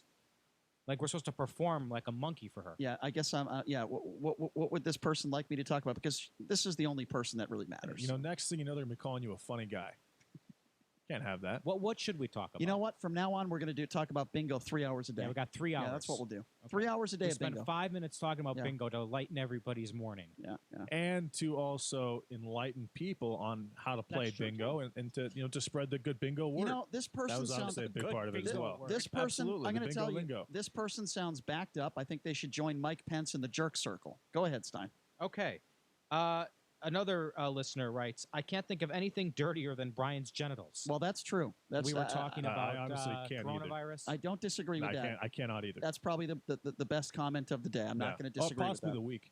This person sounds like they know you intimately. Although I will say this, and I say this openly, ladies and gentlemen. What's the name next to that one? JD, I'm trying to be honest here with our listeners. I've never had a sexually transmitted disease in my life. And no, don't make the joke I don't have a lot of sex, because I've done okay in my life. I've never had an STD. Knock on wood, no pun intended. You've had a lot of sex, but not as much as Chris Wynn. That's what he claims. I don't buy wait. it for a second. That's what he claims. So do you use protection a lot? You know, I'll answer that question, but whenever I ask you anything personal, you clam up and you don't answer. I mean, one would assume that if you've had a lot of sex in a city like this, When was the last time you wore protection? And you don't use protection, that the chance of you having an STD would be a lot higher. When was the So last- if you tell me that you don't use condoms, I'm going to assume that you're lying to me about how much sex you have. Okay, so I swear to God on my life and the life of my family that I've never had a sexually transmitted disease. I'm not going to lie to you. There has been some days in my life You've had some scares. where 1 or 2 days where I didn't take a shower. I was a little itchy down there. But you attribute that to the no shower. Exactly. Right. Exactly. Or wearing the same underwear to 5 days in a answer row. to answer your question, if it is someone that somebody that I trust, that is a girlfriend of mine, the answer would be no. But if it's somebody that I've met and I've only known for a few months, and they're not an actual girlfriend yet, we're not at that stage. No, I don't want to have little Brians walking around. I would rather have little Brians in a condom. If that's too much. So, but if you have a girlfriend, do you have multiple girlfriends at the same time? Are you dating multiple people and you're having unprotected sex with all of them at the same time, or how does that work? Why does he want to know so much about my sex life all of a sudden? When that person said, I didn't come here for bingo stories, I don't know if this is what they had in mind. For, yeah. Do they have this in mind? They'd rather hear these stories? JD, when was the last time I you don't wore a want to hear condom? these stories. You were a womanizer back in the day, from what I understand. I've heard that from several very good sources. Did you wear condoms when you were in high school? You were the big man on campus. When I was in high school? Yeah, you were with a lot of women. You were a stud back in the day, from what I understand. Did you wear condoms? Yes or no? Answer the question. I did choose to wear condoms in some circumstances. What percent? Half the girls I or would guys? say probably 70%.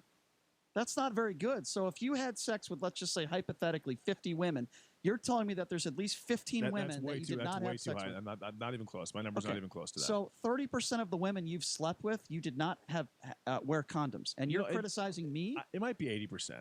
I'm not sure. So it might be 20%. But I can tell you this. Let me tell you something. The last few years, I've been with my wife, Mrs. Sharp. Yes. And does she force you to wear a condom? She does not force me to wear protection. Okay. Next comment. And I have not had any STD scares. What But I'm not sure that if you haven't been wearing condoms, this is worse than our dirty dining segment. I'm very surprised you haven't had any STD scares. that you've had no STDs. Living in a place like Las Vegas, if you thought, I'm very surprised with that. Fine. It makes me think that you're actually not being forthcoming about the amount of actual By the way, partners you've if had. you thought, I think you're embellishing your all partners. right. If you thought the dirty dining segments were disgusting and you would lose your appetite, it's just me and JD talking about our sex life and condoms. It can't get any worse than this. Stein, go ahead. Let's go. Yeah, we only got a next couple comment. Why is Brian still on the air? Hashtag get Brian off the air. Why is this person still on our YouTube play watching? Get this person out of his mom's basement. Go ahead. Next. By the way, I think that is trending. Get Yes. Brian off the air. Hashtag they're good. Next comment. Brian reminds me of all the men in my life, and I hate all the men in my life. Well, she sounds like a catch. Next. Someone who claims to be your mother. Really? Mabel. Mabel, yeah, I like this She one. owns a barbecue place in the Palms. Mabel Shapiro, in 7th grade, Brian was voted most likely to succeed, and that was the year that he was homeschooled. Well, let me tell you something. I wish I was homeschooled. I absolutely wish I was homeschooled. I wish that was the case. For the record, that is not my mother. My mother's name is Denise. That is not my mom. But she does own Mabel's Barbecue. By the way, I which just is saw, really good. I did just see a funny comment. It says, Brian, please raffle off your sunglasses for charity. I would pay anything to own something from you.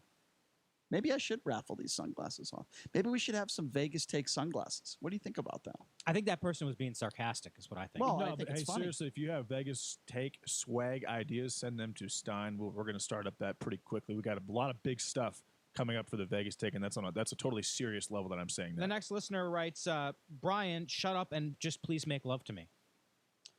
Well, when I make love, I do shut up. I'm not. That's not really hate mail. That's a compliment. Yeah. I'm not a dirty. Sometimes I say, I pretend like I'm Donald Trump, and I put the Donald Trump hat on, and I kind of role play a little bit. I pretend like I'm a disgusting 300-pound, old white man with boobs. So sometimes I do role play with some women because that's their fetish. But in this case, I will shut up if she would like me to, and we got to go. Don't we have to go? Christopher writes, I feel like I need a gallon of hand sanitizer after I listen to this program. A gallon of hand sanitizer. And I do too. I agree with that. Fair enough. How much time do we have? Go ahead. One more. Okay, one more. Listener writes, I'm not sure how to channel this anger I have for Brian Shapiro. Well, you seem to be channeling it by listening every day, so something must be working. What's that person's? J.D. Sharp was the one who wrote that. Really? J.D., you're making comments? Oh no, he just pulled the Pelosi. You got to stop pulling the Pelosi, Stein. You do it too much. I'm gonna. He did it yesterday during bingo as well. He pulled the Pelosi. Yeah, I'm gonna pull on that first card. You know what I'm gonna do? I'm gonna pull a Matt Gaetz. He's been pulling a lot of Pelosi's lately. I'm gonna pull a Matt Gaetz, get a DUI, and then try to charge him with a crime. That's what I'm going to do. I'm going to pull a Matt Gaetz. That's what I do. What's going on? What's going on with that idiot? Anyway, coming up next, this is an interesting interview. We're going to be speaking with a man who has contracted the coronavirus. He got it on a cruise ship with his wife. His name is Carl Goldman. He's going to tell his story. He's going to explain it all. Are people overreacting? How is he doing? What are some of the symptoms he's got? We will hear from Carl Goldman coming up next. You are listening to the Vegas Take right here on the all-new 101.5 FM, 720 AM, KDAWN.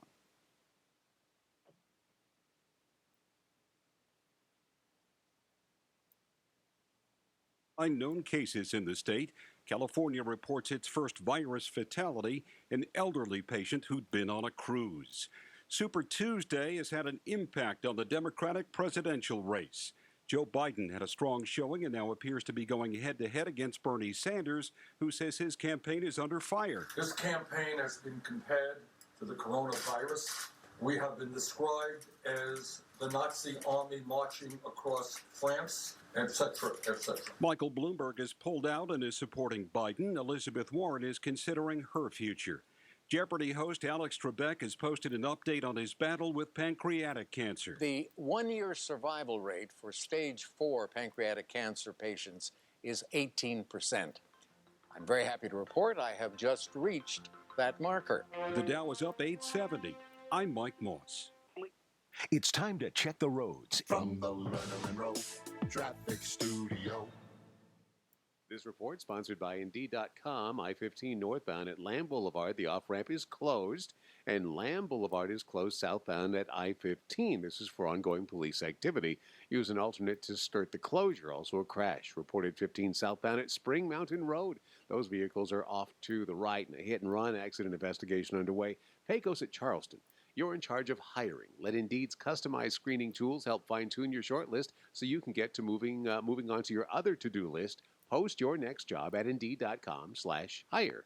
John Michaels from the KDAWN Traffic Center. If you're one of the millions of Americans who owes back taxes, if you get nervous when the mail comes because you might get a letter from the IRS, then you've heard. Their enforcement agents are cracking down this year and can garnish your paycheck, levy your bank accounts. Even your home or business could be at risk over unpaid taxes. It's all true, but it's also true there's a way out. It's called the Fresh Start Initiative, an important government program for tax debt assistance. The award-winning experts at Optima Tax Relief will fight to get you the best deal possible, protecting your paycheck and your assets from IRS collections. But don't delay, because the IRS is tacking on interest and hefty penalties every single day. So don't wait until it's too late. Call Optima now for a free consultation. Call 800-375-2922. 800-375-2922. 800-375-2922.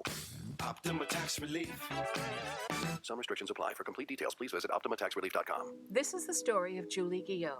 She's a Leukemia and Lymphoma Society advocate and the mother of a child who battled blood cancer. Zach was diagnosed with AML, a deadly leukemia, when he was only 5. He died at just 9 years old, really from the treatment that was meant to save him. Today, the Leukemia and Lymphoma Society is pioneering breakthrough treatments for kids with cancer. Visit LLS.org and save a child's life. Furnished by LLS. Mark Levin, weekdays 3 p.m. to 6 p.m.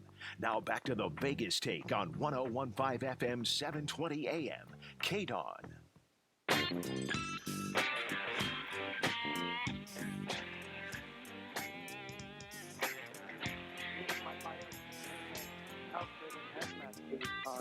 That would be a bizarre situation. We don't want to put you through that, sir. You know, I'm a radio guy also. Santa Cruz, California.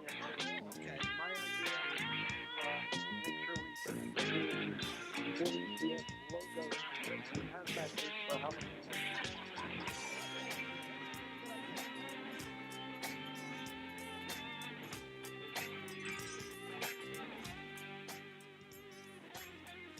The guy we have with us on the line right now, his story is incredibly disturbing. It sucks. I don't, for lack of a better term. He's on a cruise ship with his wife. I believe it was coming from Japan, if I'm not mistaken. And he actually contracted the coronavirus. He is now separated from his wife, I believe now lying in a bed in Nebraska, and he joins us right now on the line to tell his story. He is Carl Goldman. Mr. Goldman, thank you so much for joining us, sir. How are you? I am actually doing pretty well. I wish I was in Vegas and in your studio right now, but I'd be needing my biocontainment outfit and hazmat suit on. Yeah, that would be a bizarre situation. We don't want to put you through that, sir. Can you? Yeah, you know, I'm a radio guy also. We own a station in Santa Clarita, California. So cool. Okay. My idea is to make sure we do KHTS logos in hazmat suits for Halloween this year. I like that idea. That's a pretty good idea. You know there's going to be a plethora of those types of costumes going down once doubt. October 31st rolls around this year. So, Carl, can you bring us back to step one? You're on a cruise with your wife. Give us the circumstances of that. Where were you going? Where were you coming from? Sure. I bought my wife a Christmas and birthday present for a cruise to Southeast Asia. We left Santa Clarita, California on January 17th. Spent a couple days in Tokyo. Then we did 15 days of our 16-day cruise through Southeast Asia, leaving Japan and heading all the way down through South Vietnam, Hong Kong, Taiwan. When we were one day away from returning to the Yokohama harbor in Japan, it was announced that one of the passengers had exited the ship in Hong Kong. 4 days later, he came down with the virus. Mind you, this is still in the days when China was still suppressing a lot of information, right? And there wasn't that much media out there on the virus. Right. We raced back to Yokohama, docked in the harbor, and pulled down anchor. Japanese health officials came on. They announced that we would be delayed an extra 24 hours while they circulated the entire ship and ran tests on all of us, fever tests. They did that, and then the next morning, so we had an extra day on the ship, full use of the ship. The next day, we woke up. They announced on the speakers that we were now quarantined in our cabin for 14 days. Oh, my God. If you're claustrophobic, that's not a good situation. Yeah, my wife and I, we've been married 29 years. It was the ultimate test of our marriage. Oh, my God. I can imagine. We were in a mini suite and had a balcony so we could look out. It was a scene like out of the Andromeda Strain looking out into the harbor. But But we did okay. And anytime we started feeling sorry for ourselves, because we also had our friends on board, they were next door. Our balcony we had opened early on, so we could go back and forth.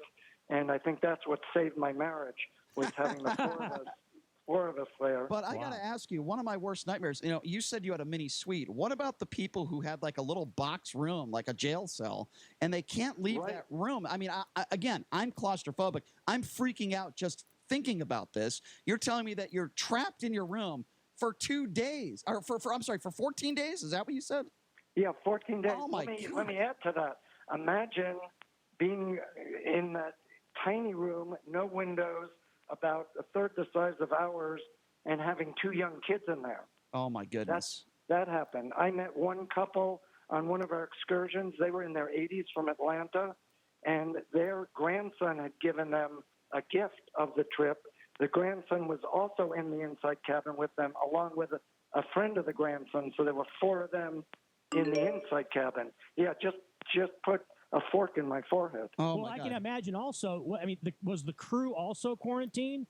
Were the people that actually worked on the ship also quarantined? So I can imagine if that was the case, those people, their accommodations are nowhere near what you've described as far as your accommodations or others who are actually, paying people on the ship.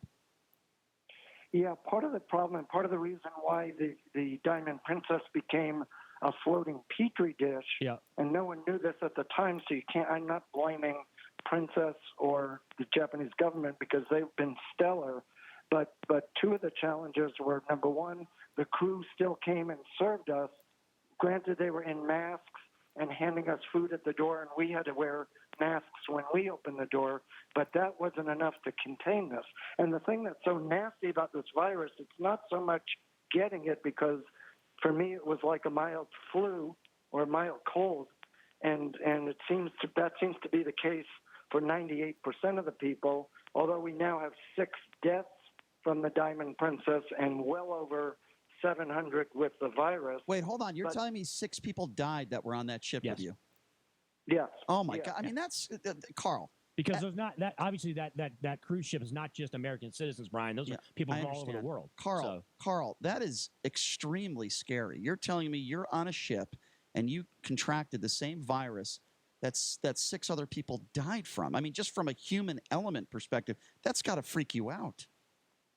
Well, it did and it didn't, because what was happening is our numbers kept increasing. By the time we were sent back to the States, the number was over 300, and we knew that most of those people were healthy and just going through the equivalent of a really bad cold. Right. So the numbers are still 2% are dying, and most of those are very elderly or have had pre-existing medical conditions. Listen, that's a good way of looking at it, and I totally understand that. If you're just joining us, we're speaking with Carl Goldman. He has contracted the coronavirus on a ship with his wife. His wife doesn't have the virus, but he does. He's now in Nebraska. Okay, so let's go back to the story. You're told that you have to be in this room with your wife for 2 weeks. You can't leave. What happens next, and how do you find out that you actually have the virus? Were you getting what were you feeling? Were you not feeling well? What happened next? Well, I was fine. The entire time I was on the ship, I was fine. I did not get the virus. What happened with us is, and it was, as I said, it's kind of like a scene from the Andromeda Strain or a bad movie, because every day the numbers were increasing for those who had picked up the virus. What happened was 2 days before we left, our friends, the wife had picked up the virus, Jerry Jorgensen. She got it, had been tested positive, and she was the healthiest of all of us. So that was a little freaky. And also, we had been together the entire 14 days, so we knew we were challenged with that. Right. We asked to also get tested. Those test results lag behind because they take the test, they send it to Tokyo, then coming back. So I didn't know that I had the virus when I left the ship. The U.S. Embassy and the State Department decided to evacuate the Americans. This was on day 12 of our quarantine, back to the States. They set up 2 747 cargo planes, put us on buses. We ended up sitting on the buses for 6 hours with no bathroom. That was probably the hardest experience of all this. And, And then they loaded us on, this is now an all-nighter, they load us onto these cargo planes. Those cargo planes only had 2 bathrooms for 150 passengers, so you can imagine what that was like by the time we got back to the States. Oh, my God. But we weren't complaining because we had no bathrooms on the bus. Right. Went to sleep. It had been all-nighter. Fell asleep in my seat on the plane. 2 hours later, I woke up with a very, very high fever. And knew that then, because that was similar to what our friend Jerry had, knew I was probably experiencing the virus. Got up. We had no stewardesses on the plane. There were 3 Air Force personnel. 1 was an Air Force doctor. 2 were Air Force medical teams, all in hazmat suits. They took my temperature and then moved me right away into a quarantine area of the plane where there were already 8 others. Oh, so the goodness. 9 of us flew the rest of the way to Travis Air Force Base, which is outside of Sacramento, in a quarantine area. I fell asleep and didn't wake up till the tires of the plane touched ground, so I slept 8 hours. And what's weird is by the time I got up, my fever had broken. What's also strange is, unlike a cold, I had no sniffles, I had no sneezing, no body aches, never got the chills even with 103 fever. Wow. I don't think I broke out into a big sweat out of that. What The is your fever wife came. and what is your wife doing during this time? I mean, they quarantine you. They leave your wife where she's at. What happens to your wife? Yeah, they left her where she's at. She wasn't allowed to come to the quarantine area.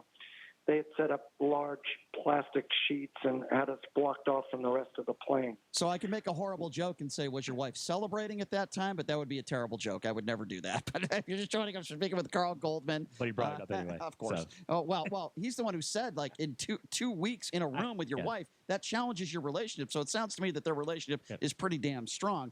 His name, again, is Carl Goldman. He has contradicted the coronavirus. So, Carl, next step is they bring you to Nebraska. Why are you in Nebraska right now? Yeah, so what happened was, for some reason, and I don't know why, we sat at Travis Air Force Base on the landing strip for a couple hours. They emptied the plane of all passengers, about 150 of us on that plane. The other plane, by the way, flew to Lackland Air Force Base outside of San Antonio. Our plane, of the 9 of us who were in the quarantine, for some totally unknown reason, they took 6 of them off the plane. Maybe because I had the high fever, they kept me on along with 2 others, and then they voluntarily asked the spouses if they wanted to get off at Travis or go with us to Omaha. All 3 spouses agreed to come to Omaha, so that, yes, is a test of our marriage. I guess it's pretty intact that my wife didn't dump me and stay in Travis. We're happy she didn't do that. It sounds like you guys are doing fine. Okay, so tell me how you're feeling right now, and tell me what it is like to live in a world where you're quarantined off and everyone's looks like a robot. Everyone's in all these weird outfits and stuff, I guess, for lack of a better term. I mean, this is a hellish experience. I mean, we're glad that you're feeling better, and it sounds to me that you're going to be just fine, and that's number one. That's most important. But this is just an awful experience. I mean, you could have never thought that this would have happened to you when you stepped foot on this ship with your wife. I mean, this is just hell. Well, you can look at it that way. I looked at it as making lemonade out of lemon. Look, you can only live for the present. This was out of our control. I started writing a blog on our website, hometownstation.com, on a daily basis, and looking at the humorous side of this and realizing, hey, just take this one step at a time and deal with it.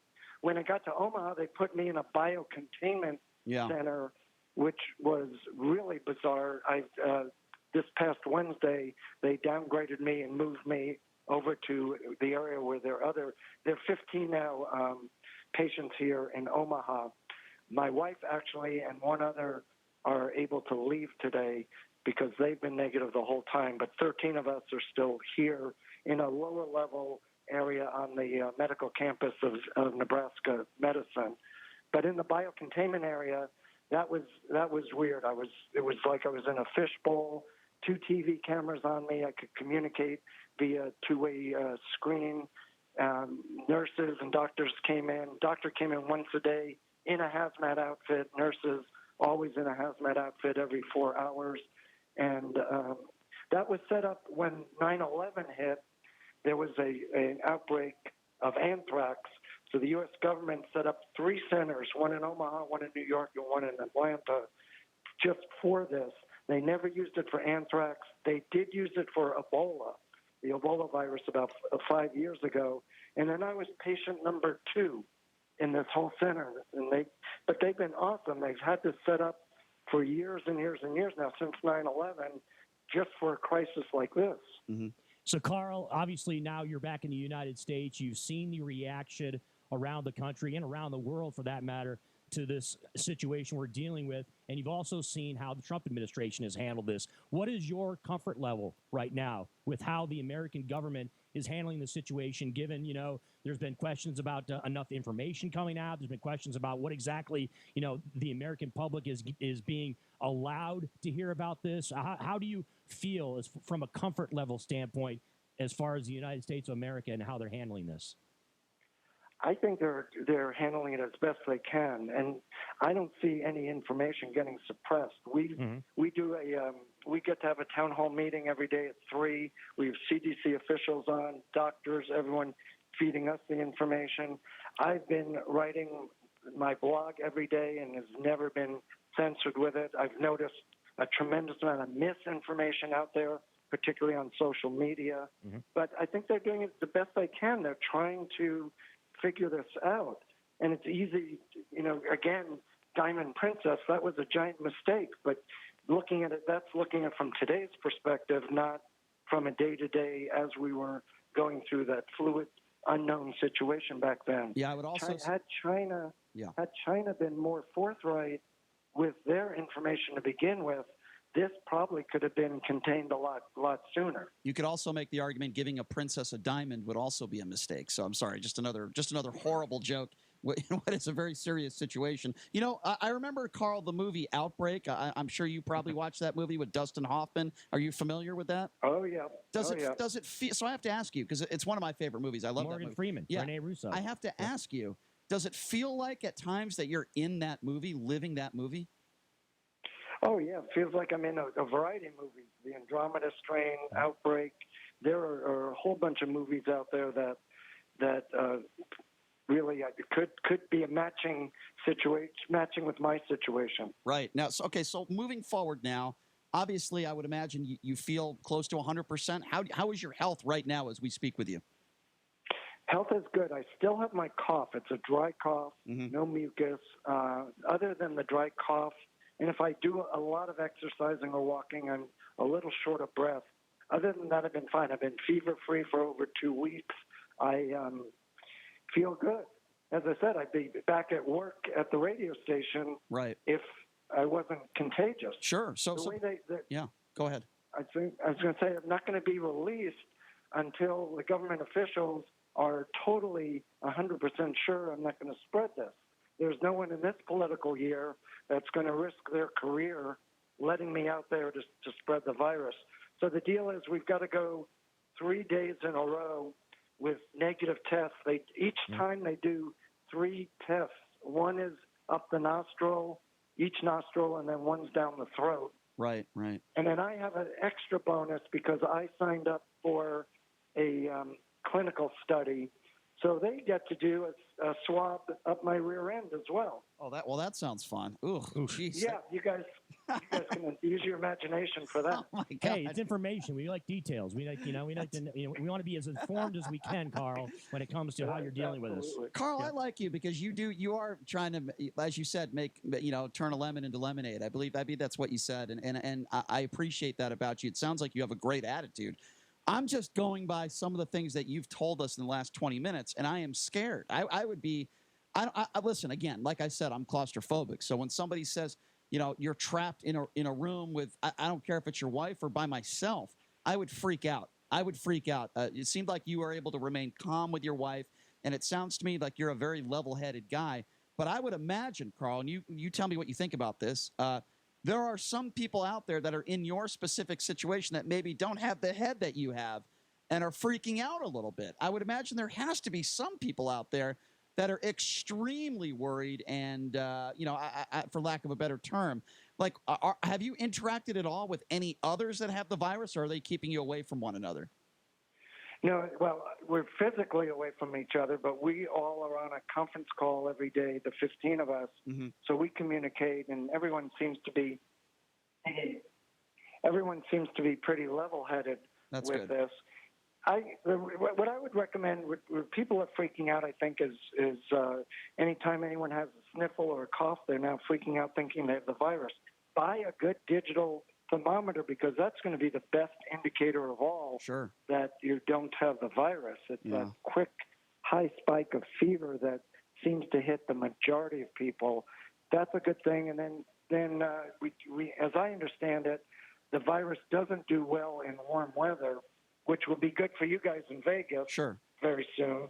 But I am now drinking a lot of ginger tea, because ginger apparently also pushes up the body temperature. And I'm walking around and exercising and trying to keep as far away from a cold environment as I can to not be super friendly to those germs. Sure. I mean, what are the conversations like with your wife now? I mean, this is just such a crazy situation. I would imagine you haven't seen your wife in quite some time now. What are those conversations like with your family members, your friends, and your wife? Yeah, well, we get to FaceTime each other, so our relationship has just shifted to a virtual relationship. Right. And we own the local radio station, as I said earlier, so we're running everything virtually. I'm doing 8-9 hours of work in the morning.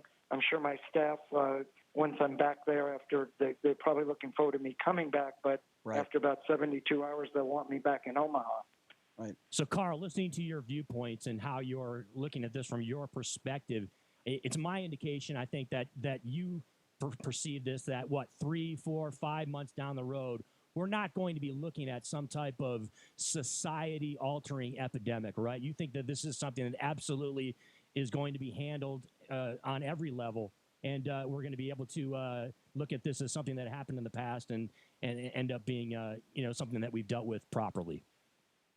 Yeah, it may not be that short a time. We may have an outbreak ahead of time. What's pervasive about this is the germs apparently stay out there and can live out there for 3, 4, 5, 6 hours. So the Diamond Princess, as I mentioned earlier, was like a walking petri dish, because I could walk down a staircase not knowing I had the virus, touch a railing. An hour later, another passenger could walk by, so we've had no contact, touch that same railing, and get the virus, and vice versa. So as we watch the numbers climb a little bit here in the States, I would be very surprised if those numbers don't start climbing more and more and get fairly significant.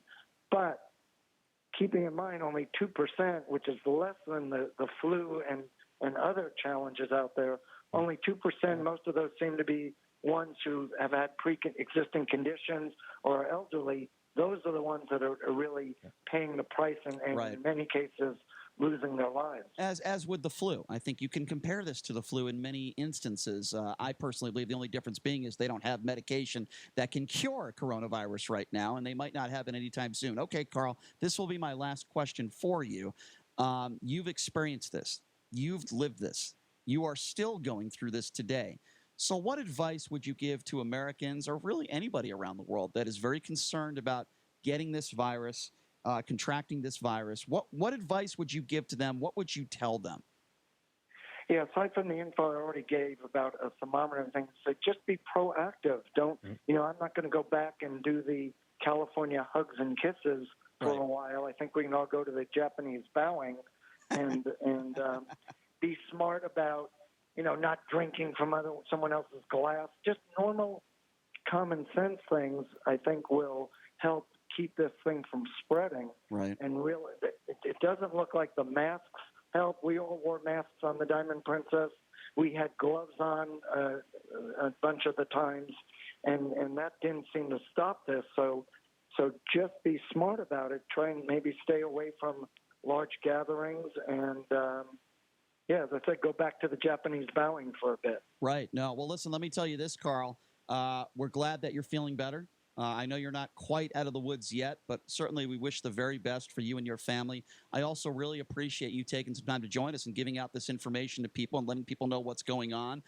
Maybe at some point down the road we can catch up with you again. But I think what you're doing is a great service to everybody, to just kind of tell your story a little bit, because not everybody is doing what you're doing. And I think it's important that you share this with everybody. So thank you so much for your time, Carl. We appreciate it. We wish you the very best. And we hope you get a speedy and full recovery and you get back to your family and live life again and run your radio station. Terrific. You guys take care. All right. Thank you very much. Carl. Appreciate that. That is Carl Goldman. He contracted the coronavirus on a ship.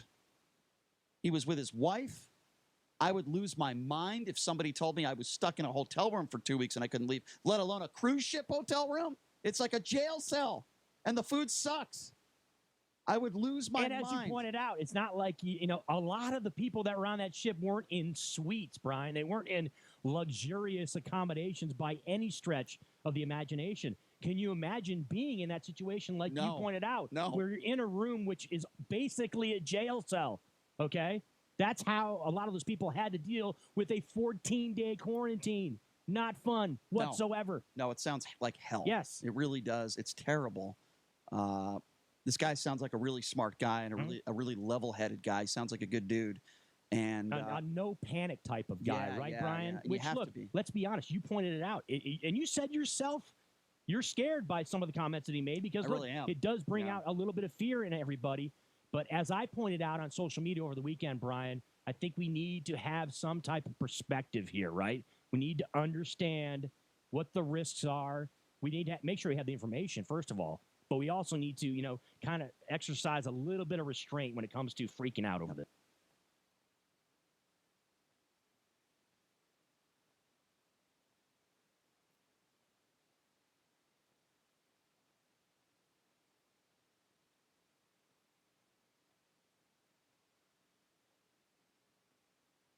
When you're expecting a teenager, learning the lingo.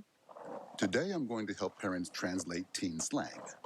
Now, when a teen says something is on fleek, it's exactly like saying, that's rad. It simply means that something is awesome or cool. Another one is... If your retirement plan is on set it and forget it, it's time to take control. Tune in for Financial Safari with America's Wealth Coach and best-selling author, Coach Pete D'Arruda. For more than 25 years, Coach Pete has been helping people just like you plan for retirement. Join Coach Pete every week as he discusses topics like why your retirement plan should also be an income plan and how to make sure you're getting the most out of your 401k. Financial Safari with Coach Pete, Saturday morning at 10 a.m. and Sunday afternoon at 2 on 101.5 FM, 720 a.m. Attention all authors. Page Publishing is looking for authors. Have you written a book and want to get it published? Page Publishing will get your book into bookstores and for sale online at Amazon, Apple iTunes, and other outlets. They handle all aspects of the publishing process for you. Printing, cover art, publicity, copyright, and editing. Call 800-501-3689 now for your free author submission kit. That's 800-501-3689. For Sean Hannity, KDWN Las Vegas, KKLZ HD2 Las Vegas, a Beasley Media Group station. Difficult, and the anxiety of these families is palpable. So we certainly understand that. We'll do everything we can to help in that regard. Vice President Mike Pence will travel to Washington tomorrow. Meeting with Governor Jay Inslee. We'll be taking our entire team there with an effort to really continue to support Governor Inslee's efforts to focus resources on the community in the Seattle area. The first coronavirus death announced in Northern California. LA has imposed a state of emergency. More cases in New York. All members of a family of a man with the virus enlisted in critical condition. Congress is getting out the checkbook to help fight the virus. Correspondent Linda Kenyon has details. It's a package of close to $8 billion. Both houses of Congress say they are on track to pass the bill by the end of this week and then send it on to President Trump for his signature. This package comes as lawmakers clamor for more information on test kits to determine the actual rate of infection. Italy today canceled school and university classes as well as fan attendance at pro sporting events. Michael Bloomberg has dropped out of the race for the White House. More from correspondent Steve Kastenbaum. Bloomberg sent a letter to supporters that said, quote, 3 months ago, I entered the race to defeat Donald Trump. Today, I'm leaving for the same reason. Defeating Trump starts with uniting behind the candidate with the best shot to do it, end quote. He then said he was endorsing Joe Biden. Biden has now been declared the winner of the Maine primary. On Wall Street, stocks up, the Dow up 874. I'm Mike Moss. It's time to check the roads. From the Lerner and Rowe Traffic Studio. This look at traffic sponsored by ExpressPros.com. Ongoing police situation has shut down northbound 15 at Lamb. That's also closed Lamb southbound at 15. Crash southbound 215 Western Beltway at Tropicana. We have a wreck southbound 15 at Spring Mountain, just got moved off to the right. And a wreck with injuries on Rainbow just north of Sahara. Losing sleep over a stressful job or a bad boss? It's time to get to know Express Employment Professionals. Connect on the Express Job app or ExpressPros.com. I'm Lee Powell in the KDON Traffic Center. Get the rest you deserve with Helix Sleep. Helix makes personalized mattresses to fit your unique body type and sleep preferences and give you the best sleep of your life. Go to helixsleep.com and get up to $200 off mattress orders. It's your friend Sean Hannity, and with the election on the horizon, you've got a lot of important choices ahead of you. Well, let's not talk politics for just a second and focus on your home. If you're about to sell your home before you throw your money away, listen very carefully. Contact the agent I personally trust, Rick and Terry Brinkus of Keller Williams Realty, the marketplace. And Rick and Terry have averaged over 250 sales per year. Now get this, for 25 straight years. Now they understand the headache and the stress that comes with selling a home, and they know how to eliminate the drama. In fact, they can help set a price and a deadline you agree to. Now, if that deadline passes, they will buy your home. Real estate mogul and Shark Tank star Barbara Corcoran only recommends Rick and Terry Brinkus in Las Vegas. And if I needed to sell a home in Southern Nevada, well, no question, I'd call the Brinkus team. Call the Brinkus team today at 702-456-5959, online at thebrinkesteam.com. License number BS 16186. To the savers, the skimpers, the I brought my lunchers,